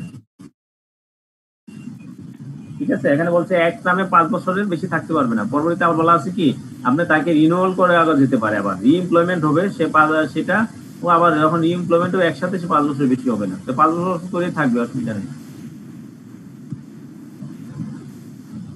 দেন এখানে আরেকটা point আসছে আপনার prospectus. Prospectus কি? Prospectus হচ্ছে এটাও একটা legal document যেটা company issue করে আপনার শেয়ার বিক্রি করার জন্য। অফারিং সিকিউরিটিজ, শেয়ার হতে পারে, বন্ড হতে পারে, offering securities for sale. The prospectus contents কি ফ্যাক্টস, প্রসপেক্টাসে কি ফ্যাক্টস কি সেগুলো থাকে, ইনফরমেশন গুলো থাকে কোম্পানির, হ্যাঁ, that could help investors make a informed decision. একটা প্রসপেক্টাসে যখন কোন সিকিউরিটি সেল করার জন্য পাবলিককে অফার করা হয়, হ্যাঁ, তো অথবা কোনো কোম্পানির পাবলিক হতে পারে, প্রাইভেট হতে পারে, প্লেসমেন্ট হতে পারে, যদি অফার করা হয় তখন তাকে বলে প্রসপেক্টাস। আর প্রসপেক্টাসের কি থাকে আপনার ফ্যাক্টস এবং ইনফরমেশন গুলো থাকে যেটা অ্যানালাইসিস করে যেগুলো পড়ে আপনি ডিসিশন নিতে পারবেন আপনি সেখানে ইনভেস্ট করবেন কি করবেন না, ইনভেস্টরদেরকে ডিসিশন নিতে সাহায্য করে। According to section 134 of the Company Act 1994, as prospectus issued by or on behalf of a company or in relation to an intended company shall be dated, that date shall, unless the contrary is proved, be taken as the date of publication of the prospectus. Prospectus এ অবশ্যই একটা date থাকতে হবে, যদি date না থাকে তাহলে যে তারিখে এটা পাবলিকেশন হয়েছে সেটাই ধরে নেওয়া হবে, সেটাই তার প্রসপেক্টাসের দিক। প্রসপেক্টাসে কি কি জিনিসগুলো থাকে এগুলো আপনারা দেখে নিন। আমি একবারে মুখস্থ বলে দিব প্রসপেক্টাসে কি কি জিনিস থাকে। প্রসপেক্টাসে থাকবে আপনার কোম্পানি, আপনি কি বর্তমান পজিশন কি, ব্যালেন্স শিট থাকবে, বর্তমান ফাইন্যান্সিয়াল স্টেটমেন্ট থাকবে, তার ক্যাশ ফ্লো স্টেটমেন্ট থাকবে, অর্থাৎ ফাইন্যান্সিয়াল স্টেটমেন্টে যা যা থাকে সবগুলো পয়েন্ট এখানে থাকবে। সে ফার্দার কেন আপনি ক্যাপিটাল রেজ করতে যাচ্ছে, কত পরিমাণ রেজ করতে যাচ্ছে, এবং তাদের শেয়ার হোল্ডারদের পার শেয়ারের ভ্যালু কত হবে, এবং সেখানে আপনি কি কারণে সে রেজ করতে যাচ্ছে, সেটা কোন খাতে ব্যয় হবে, হ্যাঁ সেটা কি তার এক্সিস্টিং লোন অথবা এক্সিস্টিং এর করা হবে নাকি নতুন কোনো প্রজেক্ট নেওয়া হবে। All are included in prospectus. Prospectus মানে আপনার একটা অর্গানাইজেশনের যত ভালো মন্দ আছে, ফিউচার কি আছে, তার বর্তমানে আপনার এটার স্ট্রেংথ কি, এটা কোথা থেকে আসছে, সব ইন ডিটেলস বলা থাকে প্রসপেক্টাস। আপনারা প্রসপেক্টাস অনেকেই হয়তো দেখে থাকবেন, অনেকে হয়তো দেখছেন, হ্যাঁ আপনারা হচ্ছে আপনার বিভিন্ন পত্রিকায় দেখবেন, হয়তো দেখা যাচ্ছে কালকেও আপনি এমন একটা জিনিস প্রসপেক্টাস, যে কোনো যখন আইপিও যেটা বলে আমরা ইনিশিয়াল পাবলিক অফারিং এ আসতে হলে সে প্রসপেক্টাস দিতে হয়, এবং সেটা পত্রিকায় আসবে, একটা বাংলা পত্রিকা একটা ইংলিশ পত্রিকায়, ঠিক আছে, সেটা হলো prospectus. Conversion of a company, একটা কোম্পানি কনভার্সন করতে গেলে প্রাইভেট কোম্পানি থেকে পাবলিক কোম্পানি, পাবলিক কোম্পানি থেকে প্রাইভেট কোম্পানি কিভাবে করতে হয়, ঠিক আছে। নর্মালি প্রাইভেট কোম্পানি থেকে পাবলিক কোম্পানি করা হয়, পাবলিক কোম্পানি থেকে প্রাইভেট কোম্পানিতে যায় না, আসা হয় না, এক্সেপশনাল কেস। নর্মালি হচ্ছে কনভার্সন প্রাইভেট কোম্পানি থেকে পাবলিক কোম্পানি। তাহলে প্রাইভেট কোম্পানি পাবলিক কোম্পানি করতে হলে কি হবে, পাবলিক কোম্পানি যেই যে জিনিসগুলো ফলো করতে হয় এটা প্রাইভেট কোম্পানিকে সেগুলো ফলো করাইতে হবে। প্রাইভেট কোম্পানি যদি এখানে 2 জন অথবা 3 জন শেয়ার হোল্ডার হয়ে থাকে, তাহলে পাবলিক কোম্পানির ক্ষেত্রে মিনিমাম শেয়ার হোল্ডার করে যতজন অতজনে নিয়ে যেতে হবে, ঠিক আছে, অ্যাটলিস্ট 7 শেয়ার হোল্ডার মেম্বার্স হতে হবে। তারপর তার ওই যে আরজিএসসির মাধ্যমে ওইগুলো শেয়ার হোল্ডার যে নেম ক্লজ, নেম ক্লিয়ারেন্স, এগুলো সব নিয়ে আসতে হবে। আর যদি সেই ক্ষেত্রে এইভাবে আপনার পাবলিক প্রাইভেটের ক্ষেত্রে প্রাইভেট লিমিটেড থাকবে, পাবলিক ক্ষেত্রে পাবলিক লিমিটেড কোম্পানি করতে হবে। এই কাজগুলা করলেই তখন conversion of private company to public company.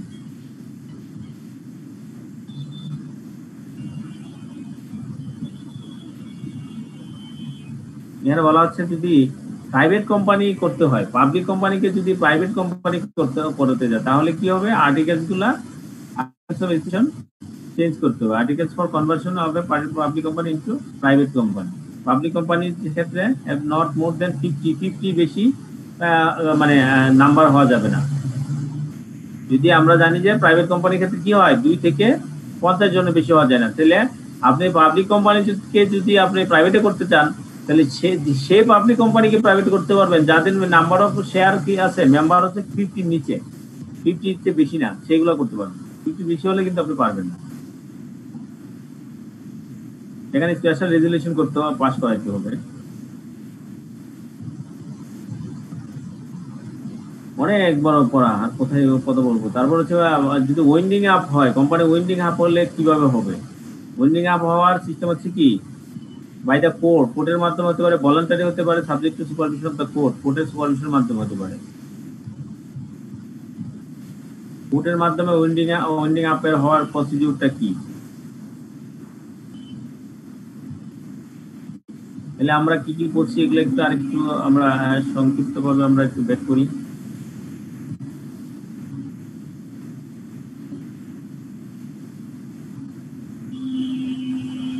হ্যাঁ, অনেকক্ষণ হয়েছে। আপনারা কি লাইভে ছিলেন কিনা, না ঘুমাই গেছেন?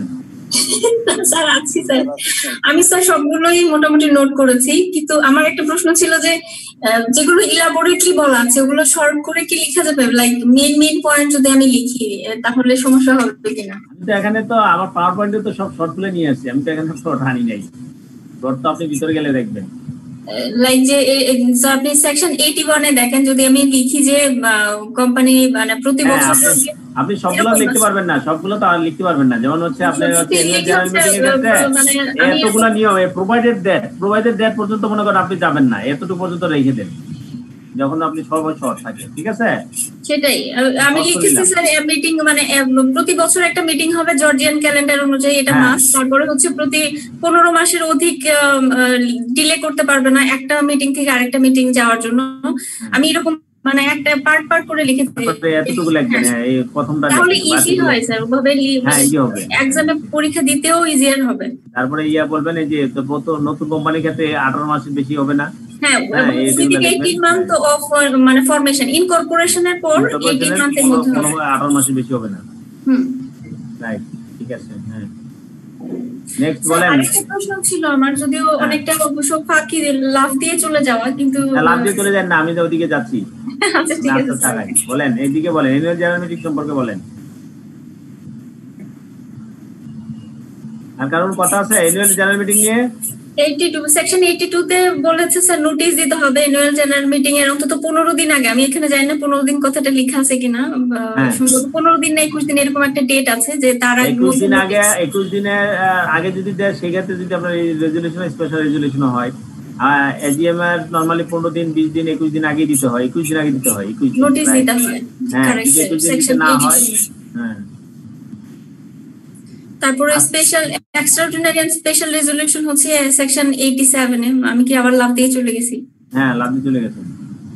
87 যেটা, আরেকজন বলেন, আপনি তো একটু থামেন দেখি। এক্সট্রাঅর্ডিনারি এবং স্পেশাল রেজুলেশন বলতে কি বুঝি? অন্য একজন বলেন, এক্সট্রাঅর্ডিনারি স্পেশাল রেজুলেশন।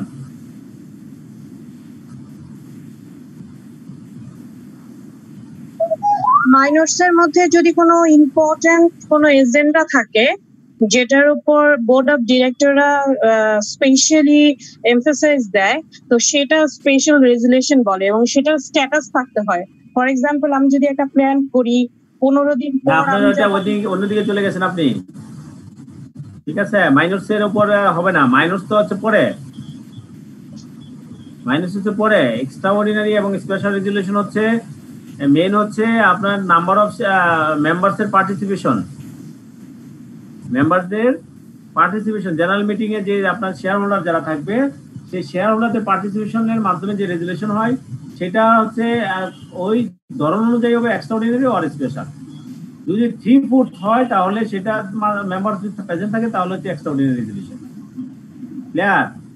আর এই এক্সট্রাঅর্ডিনারি রেজুলেশনটা যদি 21 দিন আগে নোটিশ দিয়ে তারপরে যদি জেনারেল মিটিংটা হয়ে থাকে, তাহলে সেটাকে বলা হবে। এবং এখানে 3 ফুটের মেম্বাররা যদি এটা পার্টিসিপেশন করে থাকে, তখন তাকে বলা হবে এটা স্পেশাল রেজুলেশন। বুঝতে পারছি? আপনি যেটা বলছেন সেদিকে না। জি স্যার, এটা প্রেজেন্সের উপর এবং নোটিফিকেশনের উপর, মানে ডেটের উপর এবং নাম্বার অফ পার্টিসিপেশনের উপর। ডেট কত দিনের আগে এটা নোটিশ দিয়েছে সেটা, এবং নাম্বার অফ পার্টিসিপেন্ট কত, মানে পার্টিসিপেশন কতটুকু করছে সেটা, কতটুকু করেছে। কারেক্ট। আরেকজন বলেন, এক্সট্রাঅর্ডিনারি স্পেশাল রেজুলেশন বলতে আমরা কি বুঝছি? এক্সট্রাঅর্ডিনারি রেজুলেশন 3/4 মেম্বার প্রেজেন্ট থাকতে হবে, আর সেটা 3/4 মেম্বার প্রেজেন্ট মিন্স হচ্ছে ভোট দেওয়া। প্রেজেন্ট মিন্স কি? ভোট দিতে হবে। সেটা হবে এক্সট্রাঅর্ডিনারি। আর 21 দিনের একটা নোটিশ দেওয়া থাকলে তখন সেটা হবে স্পেশাল রেজুলেশন। হ্যাঁ, 21 দিনের আগে যদি সেই নোটিশটা দিয়ে থাকে এবং সেটা যদি এক্সট্রাঅর্ডিনারি রেজুলেশনের সমপরিমাণ যদি ভোট করে থাকে, মেম্বাররা যদি ভোট দিয়ে থাকে, তাহলে সেটাকে বলা হবে স্পেশাল রেজুলেশন। এই জিনিসটা আপনি সুন্দর করে, মানে এতটুকু পার্থক্য করে সুন্দর করে জানা মনে রাখবেন। স্যার, এখানে প্রশ্ন হচ্ছে বাই প্রক্সি, এটা কি স্যার? প্রক্সি মানে হচ্ছে আপনি প্রেজেন্ট থাকতে পারবেন না, সরাসরি ভোট দিতে পারবেন না ভোটের ফর্মে। আপনাকে অন্য আরেকজনকে আপনি অথরাইজ করে দিয়ে দিলেন যে আমার ভোটটা সে দিবে, প্রতিনিধি। এটা হচ্ছে বাই প্রক্সি। এটা কি ওই বোর্ড মেম্বারদের মধ্যে হবে না বাইরের কেউ? শেয়ার হোল্ডার, এখন বোর্ড মেম্বার না, শেয়ার হোল্ডারদের মধ্যেই। শেয়ার হোল্ডার, হ্যাঁ, যিনি শেয়ার হোল্ডার উনি সব শেয়ার হোল্ডার যাইতে পারে না, তখন সে প্রক্সি দিয়ে পাঠায় দেয়। এই জন্য আমি বলছি আপনারা একটা ফাইন্যান্সিয়াল স্টেটমেন্ট নেবেন একটা, ঠিক আছে, অ্যানুয়াল রিপোর্টে দেখবেন প্রক্সি ফর্মটা আছে, সেগুলো দেখবেন। পরীক্ষা একটা প্রক্সি ফর্ম পরীক্ষা আসতে পারে, যে রাইটে প্রক্সি ফর্ম। ঠিক আছে, আপনার এই ফর্মগুলো একটা করে সবই দেখা উচিত। প্রক্সি ফর্ম, নোটিশ, হ্যাঁ, তারপর হচ্ছে আপনার রেজুলেশন, তারপর হচ্ছে মিনোটস, হ্যাঁ, তারপর হচ্ছে মেমো, এইগুলা কিভাবে লেখে এগুলো একটু জানার দরকার আছে। এগুলো পরীক্ষা আসলে আপনি অ্যাটলিস্ট যদি দেখে যান, তাহলে পরীক্ষা এগুলো লিখতে পারবেন নিজের মতো। আর আপনি গত ক্লাসে বলছেন আপনি দেখাবেন, কতটুকু সময় পাই সেটা হলো কথা। আমি চেষ্টা করবো দেখার জন্য, আমি অলরেডি আমার কাছে রেডি আছে, চেষ্টা করবো।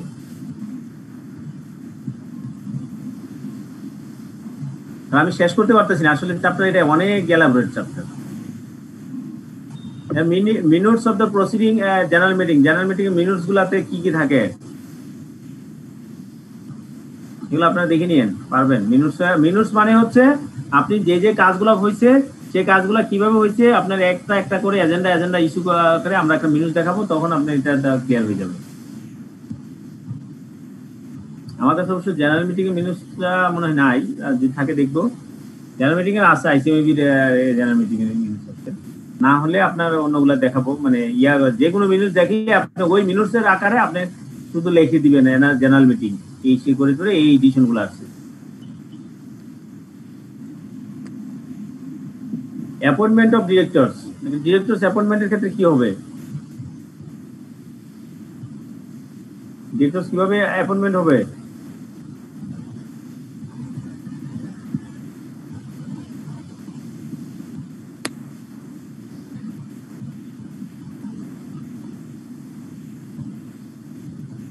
কেউ কিছু বলবেন না? একটা হচ্ছে আমাদের মেমোরেন্ডামে দেয়া থাকে ডিরেক্টরস, তারপরে যদি কাউকে নতুন করে ডিরেক্টর দিতে হয় তাহলে মিটিং এর মাধ্যমে ডিরেক্টরের নিজেরা মিটিং এর জেনারেল মিটিং এর মাধ্যমে ডিসাইড করেন যে আর কাউকে মেম্বার করা যায় কিনা। এটা আপনার জন্য আবার বলতেছি, আপনি এটা আরেকটু ক্লিয়ার হন। মেমোরেন্ডামে যেটা সাবস্ক্রাইবার ফর্ম থাকে সেখানে ডিরেক্টরদের নাম লেখা থাকে, এবং তারাই যতক্ষণ পর্যন্ত আর নতুন করে ডিরেক্টর অ্যাপয়েন্টমেন্ট না হবে, মানে নতুন ডিরেক্টর অ্যাপয়েন্টমেন্টের যে সময় না আসবে ততক্ষণ তারাই ডিরেক্টর, ঠিক আছে। কিন্তু যখন জেনারেল মিটিং হবে, যখন জেনারেল মিটিং হওয়ার সময় তখন ওই যে আগে যে আপনার সাবস্ক্রাইবার ফর্ম সেই ডিরেক্টররা থাকবে না, তারা কি হয়ে যাবে, নতুন করে যারা ইলেক্টেড হবে তারাই ডিরেক্টর হবে। হ্যাঁ, এর মানে এই নয় যে নতুন করে মনে করেন আগে 10 জন ডিরেক্টর আছে, 10 জন থাকলো বাকি একজন আসবে, তা না। আপনার জেনারেল মিটিং এর মাধ্যমে ভোটের মাধ্যমে ডিরেক্টর মানে আপনার নির্বাচিত হয়। তার মানে এটা চেঞ্জ হতে পারে, আমার ডিরেক্টর চেঞ্জ হবে, কিন্তু তাহলে মেমোরেন্ডাম কি চেঞ্জ করতে হবে না স্যার? না, মেমোরেন্ডাম চেঞ্জ করতে হবে না, যে অ্যানুয়াল জেনারেল মিটিং এর মাধ্যমে সেটা হইছে। কিন্তু সেটা আরজিএসসি থেকে তাহলে রেকটিফাই করতে হবে না যে নতুন ডিরেক্টর সেটা আপনার অ্যানুয়াল জেনারেল মিটিং এর মিনিটস এবং এতে রেজুলেশন ওইটা এখানে সাবমিট করতে হয়। ওকে স্যার, আরজিএসসি তে সাবমিট করে ওটা রেকটিফাই করে নিতে হয়। হ্যাঁ, রেকটিফাই করে নিতে, ঠিক আছে। তো ইলেক্টেড হয় নরমালি। তো যারা মানে ডিরেক্টর থাকে তারা যদি প্রাইভেট কোম্পানির ক্ষেত্রে তারা তো থাকেই। হ্যাঁ, আবার এর ক্ষেত্রেও দেখবেন যে আপনার পাবলিক কোম্পানির ক্ষেত্রে যারা ডিরেক্টররা থাকে তারাই থাকে। কেন থাকে? তাদের নাম্বার অফ শেয়ার হোল্ডিং বেশি থাকে, তাদের ভোট বেশি থাকে, তারা আগে থেকে এগুলো সেট আপ করে দেওয়া থাকে, ভোটিং ইয়েটা বেশি থাকে। ওকে স্যার, এই জন্য তারা আমাদের ডিরেক্টর হয়। আর আমার একটা কোশ্চেন ছিল। হ্যাঁ বলেন স্যার, নতুন ইলেক্ট করবে তারা থাকলে কি পুরানো যাদের মেমোরেন্ডামে ছিল তারা ফিক্স থাকবে নাকি তখন তারা থাকবে না? তারা বাতিল হতে পারে, তারাও তো বাতিল হবে, বাতিল হতে পারে। সেটা কি বাতিলের প্রেক্ষিতে নতুন সদস্য নেওয়া হবে নাকি আমি সদস্য না, সদস্যদের ভিতরেই হবে। অলরেডি যারা সদস্য আছে শেয়ার হোল্ডার আর মেম্বার, যেটা বলতেছি, মেম্বার তো চেঞ্জ হবে না। মেম্বার আগে যেগুলো আছে লিস্ট অফ শেয়ারস যারা আছে তাদেরই। না স্যার, ডিরেক্টরি যে 12 ফার্মের যে ডিরেক্টরদের লিস্টটা দেওয়া থাকবে তারাই কি তাদের থেকে কি চেঞ্জ করতে হবে? তারা চেঞ্জ করে অন্য একজন সেখানে ঢুকতে পারে। কি সংখ্যাটা সবসময় ফিক্স থাকবে নাকি আমি সংখ্যাটা ফিক্স থাকবে? রাইট, সংখ্যাটা ফিক্স থাকবে। সংখ্যা আবার যদি আপনার বাড়া কমা সেটাও হইতে পারে, বাড়া কমানো যেতে পারে, সমস্যা নাই। সেটার জন্য একটা রেঞ্জ দেওয়া আছে যেটা আপনি কতজন ডিরেক্টর হতে পারবে, এরকম একটা ফরম্যাট। তো আপনার যার নেচার অফ দা অর্গানাইজেশনের উপর ভিত্তি করে ওইভাবে আপনার ডিরেক্টর নাম্বার অফ ডিরেক্টর সেখানে ফিক্স আছে, ঠিক আছে। এটা আর্টিকেলস রেজিস্ট্রেশনে উল্লেখ করা থাকে এগুলা, যে কতজন ডিরেক্টর তাদের হতে পারে, কতজন এরকম রিমুভ করতে পারবে, বা এইগুলা সব আর্টিকেলস রেজিস্ট্রেশন সব উল্লেখ করা থাকবে একটা কোম্পানি। আর কোনো কোশ্চেন?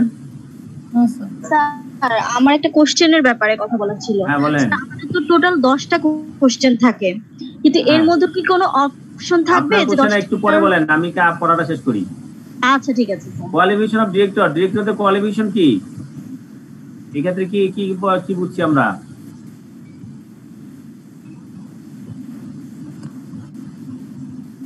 ডিরেক্টরদের কোয়ালিফিকেশন হচ্ছে পার্সেন্টেজ অফ শেয়ারের উপরে। হ্যাঁ, নেক্সট আমরা বলবো তাহলে পার্সেন্টেজ শেয়ার। এখানে বলা আছে percentage of share, number of qualifying share থাকতে হবে। সে কোয়ালিফাইং শেয়ার যদি না থাকে সে ডিরেক্টর হয়ে যায়, এবং সেটা 60 ডেজের ভিতরে সেটা ফিল আপ করতে হবে। যদি না করে তাহলে তাকে 10,000 মানে ফাইন করা হবে। সে ফাইনটা যদি পরবর্তীতে সেটা যদি এক্সিডিং হতে ফাইনটা যদি আরো কন্টিনিউশন হতে থাকে তাহলে তাকে প্রতিদিনের জন্য 250 টাকা করে ফাইন করা হবে। ঠিক আছে, এইগুলা বলা আছে। তারপরে হচ্ছে ডিসকোয়ালিফিকেশন অফ ডিরেক্টর। ডিরেক্টরের ক্ষেত্রে ডিসকোয়ালিফাই কি? আরেকজন বলেন, অন্য একজন। ওনারা কি ঘুমাই গেছেন নাকি? Disqualification of director, disqualification insolvency হতে পারবে না এবং তাকে সাউন্ড মাইন্ডেড হতে হবে এবং পেইড আপ ক্যাপিটাল টা পরিশোধ থাকতে হবে এবং মাইনর হতে পারবে না। আমরা বলবো এখানে আপনার ডিসকোয়ালিফিকেশন হচ্ছে আপনার, আমরা যেটা কন্ট্রাক্টের যত ডিসকোয়ালিফিকেশন আছে সেটাই এখানে ডিসকোয়ালিফিকেশন। সাথে এডিশনাল হচ্ছে এখানে, সেটা হচ্ছে যে আপনার পেইড আপ ক্যাপিটালের যে পরিমাণটা তাকে পেড করার কথা সেটা তার পেড করতে হবে। ঠিক আছে, এটা হচ্ছে, এবং তার শেয়ার হোল্ডিং যেটা সেই শেয়ার হোল্ডিং থাকতে হবে। এটা হলো ইন এডিশন এখানে। ঠিক আছে, আদার্স আরো এডিশন থাকতে পারে, সেটা তার আর্টিকেলস অনুযায়ী, সে আর্টিকেলস অফ এসোসিয়েশনে যা লেখা থাকে সেই অনুযায়ী এটা হচ্ছে ডিসকোয়ালিফিকেশন। স্যার এটা এখানে একটা কোশ্চেন ছিল, এডুকেশনাল কোনো ব্যারিয়ার্স থাকবে না? না, ডিরেক্টরসের ক্ষেত্রে যে এডুকেশনাল কোনো ব্যারিয়ার্স নাই এখানে। সেই ব্যারিয়ার্সটা থাকবে কোথায়? আর্টিকেলস এসোসিয়েশনে যদি আপনারা যারা মিলে কোম্পানিটা করছে তারা যদি বলে যে না আমাদের এখানে ডিরেক্টর হতে হলে মিনিমাম এসএসসি পাস হতে হবে, এইচএসসি পাস হতে হবে, অথবা ডিগ্রি পাস করতে হবে, সেই আর্টিকেলসে যদি উল্লেখ করা থাকে তাহলে সেটা হবে এখানে এডুকেশনাল ব্যারিয়ার, নতুবা না। তাহলে কি স্যার কোনো আনএডুকেটেড পারসন ডিরেক্টর হতে পারবে? হ্যাঁ, হতে পারে, কেন পারবে না? হচ্ছে না, অ্যাভেলেবেল আছে, মানে কি আনএডুকেটেড হতে হবে এমন কথা নাই। দেন বলছি আমরা রিমুভাল অফ ডিরেক্টর। একটা ডিরেক্টর রিমুভ করতে হলে কি করতে হবে? কোনো ডিরেক্টরকে যদি আপনি সরাইতে হয় তাহলে কি করতে হবে? এক্সট্রা অর্ডিনারি রেজুলেশন করতে হবে। এক্সট্রা অর্ডিনারি রেজুলেশনের মাধ্যমে রিমুভ করতে হয়। ইচ্ছা করলে তাকে বাতিল করা যায় না, বাতিল করতে হলে এক্সট্রা অর্ডিনারি রেজুলেশন করতে হবে। এক্সট্রা অর্ডিনারি রেজুলেশন আমরা আগে পড়ে আসছি কি, ঠিক আছে। এবং নর্মাল অর্ডিনারি রেজুলেশনের মাধ্যমে তাকে অন্য আরেকজনকে অ্যাপয়েন্টমেন্ট করা যায়, সেক্ষেত্রে এক্সট্রা অর্ডিনারি রেজুলেশন লাগে না অ্যাপয়েন্টমেন্টের ক্ষেত্রে। হ্যাঁ, কিন্তু যে যারাদেরকে এক্সট্রা অর্ডিনারি রেজুলেশনের মাধ্যমে রিমুভ করা হয়েছে তাদের মধ্যে থেকে আবার অর্ডিনারি রেজুলেশন করে কেউ আবার নিয়ে নিবে, সেটা হবে না। আবার এই কথাটা বলছে যে রিমুভালের ক্ষেত্রে।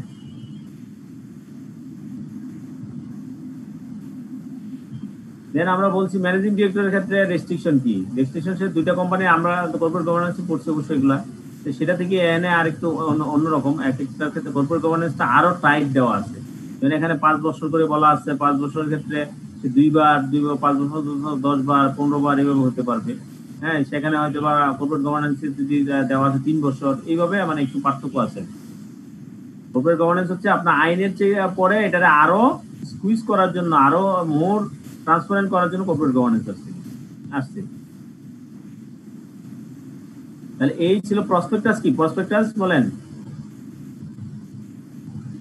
প্রসপেক্টাস সম্পর্কে হয়তো অনেকেই হয়তো যারা নিয়ে এরকম শেয়ার মার্কেটে জড়িত না, তারা হয়তো নাও জানতে পারেন।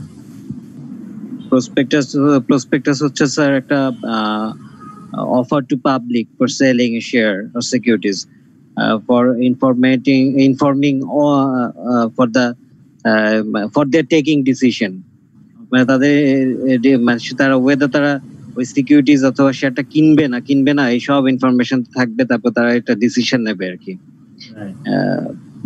স্যার এখানে আপনি বলেছেন স্যার এখানে ডেট থাকতে হবে, উল্লেখ থাকতে হবে, ফিনান্সিয়াল স্টেটমেন্টস গুলো থাকতে হবে সব, তারপরে শেয়ারের ভ্যালু কত সেটা থাকবে, তারা ভবিষ্যতে কোনো প্রজেক্ট করবে, কোনো ইনভেস্ট করবে কিনা, লোন নেবে কিনা, ডিটেইল থাকবে স্যার এখানে, যাতে করে যারা শেয়ার কিনতে ইচ্ছুক বা সিকিউরিটি কিনতে ইচ্ছুক তারা পুরোপুরি ইনফর্ম থাকে ওই কোম্পানিটা সম্বন্ধে। Thank you. তাহলে আমরা প্রসপেক্টাস কি সবাই বুঝছি তো? প্রসপেক্টাস হচ্ছে কোম্পানি সম্পর্কে ডিটেলস বলে দেয়। ডিটেলস বলে দেয় কেন? যে আমি ডিটেলস কেন বলে যে সে মার্কেট থেকে সে টাকা নেবে, ক্যাপিটাল। আমরা যে আগে বলছিলাম যে ইজি অফ ক্যাপিটাল অ্যাকুইজিশন, ক্যাপিটালের আপনার তৈরি মানে বিল্ড আপ করা অথবা ইনক্রিজ করা ইজি কিসের ক্ষেত্রে? আপনার হচ্ছে কোম্পানি লিমিটেড বাই শেয়ারের ক্ষেত্রে। তাহলে সেই কোম্পানি লিমিটেড সেই শেয়ারের মাধ্যমে সেই ক্যাপিটাল আপনার রেজ করবে অথবা ডিবেঞ্চারের মাধ্যমে রেজ করবে। রেজ করতে হলে তাহলে আমি কিভাবে করব, সেখানে রেজ করার পক্ষে তার অনেকগুলো যুক্তি দেখাবে, সেই যুক্তিগুলা এবং প্রিভিয়াস তার পারফরমেন্স দেখাবে, সে ফিউচার প্রসপেক্ট বলবে, তার বর্তমানে প্রিভিয়াস 5 ইয়ার্সের তার যে যদি হয়ে থাকে তাহলে 5 ইয়ার্সের সে তার যে পারফরমেন্স সেই পারফরমেন্সগুলো সে এখানে ফাইন্যান্সিয়াল স্টেটমেন্টগুলো তুলে ধরবে। এই হচ্ছে প্রসপেক্টাস।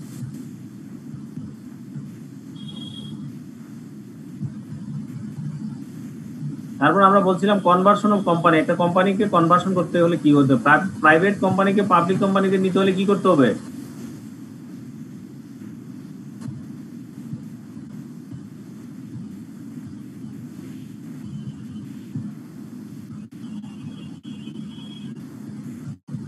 হ্যাঁ, প্রাইভেট কোম্পানিকে পাবলিক কোম্পানিতে কনভার্সন করতে হলে কি করতে হবে?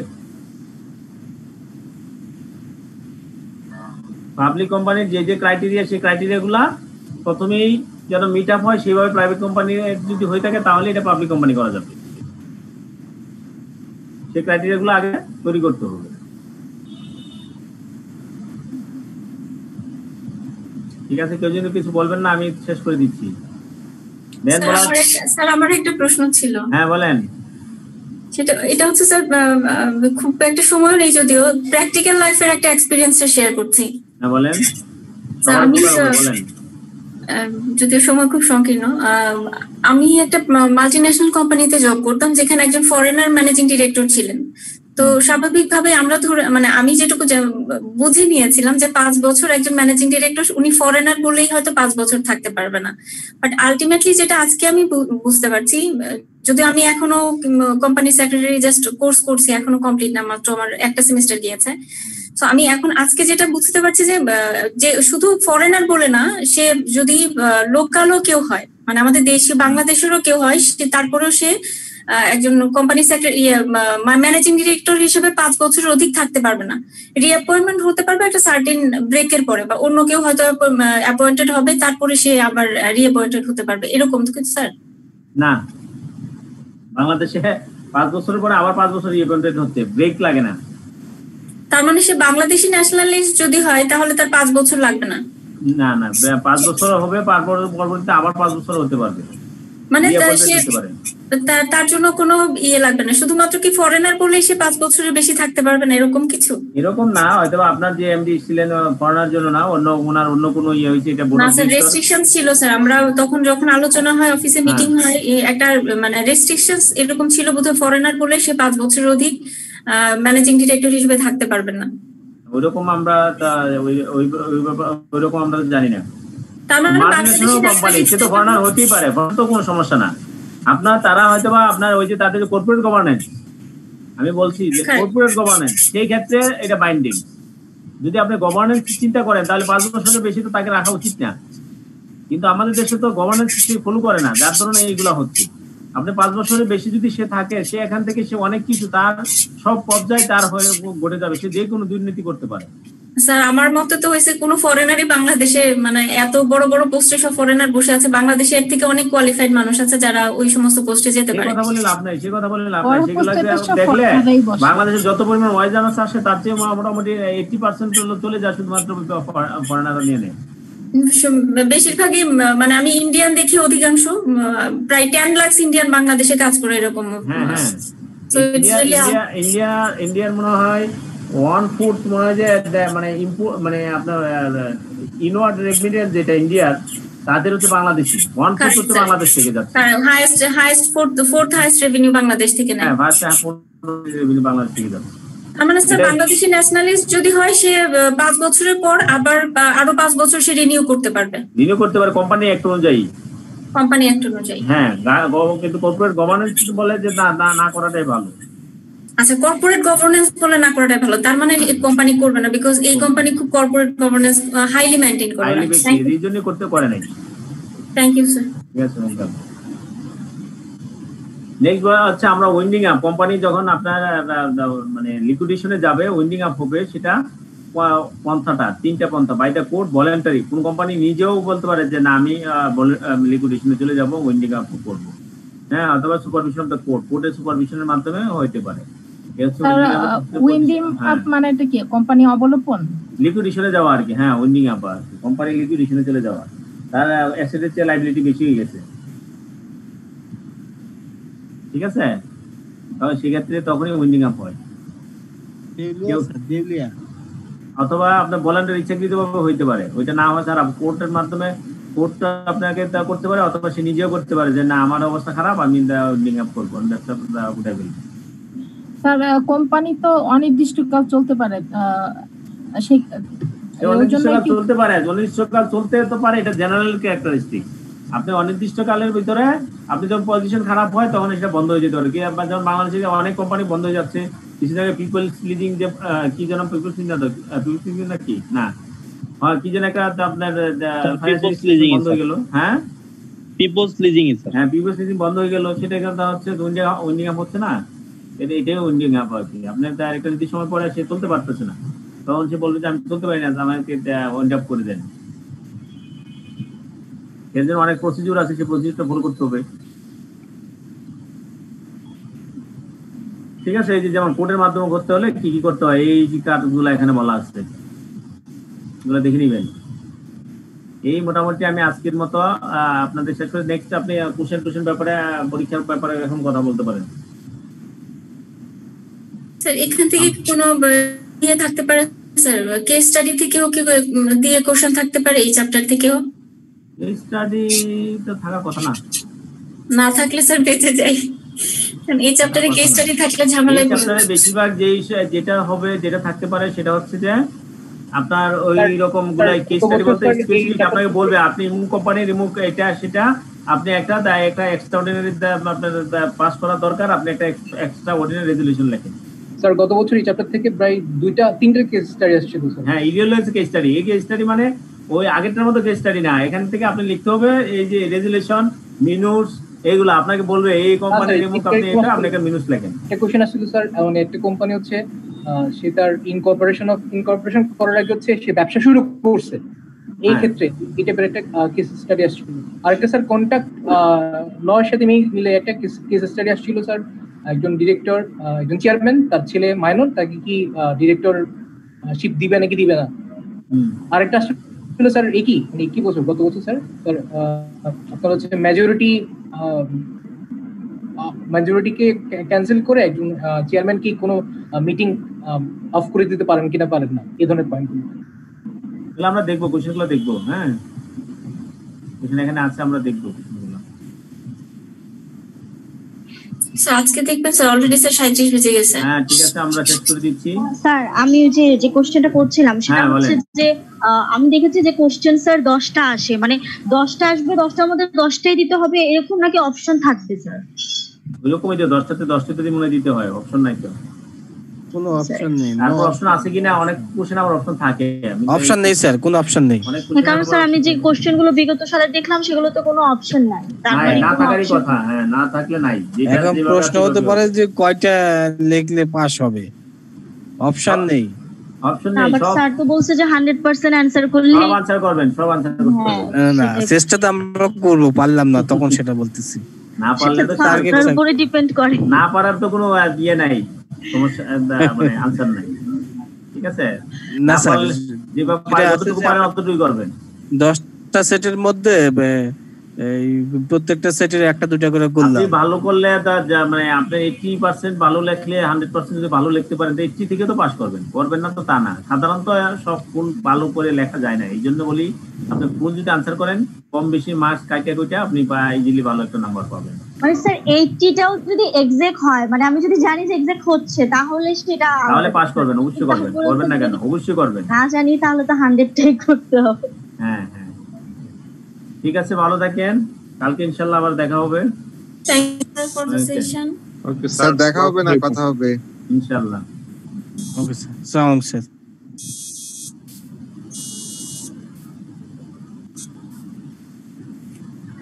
মাত্র শেষ হলো ক্লাস।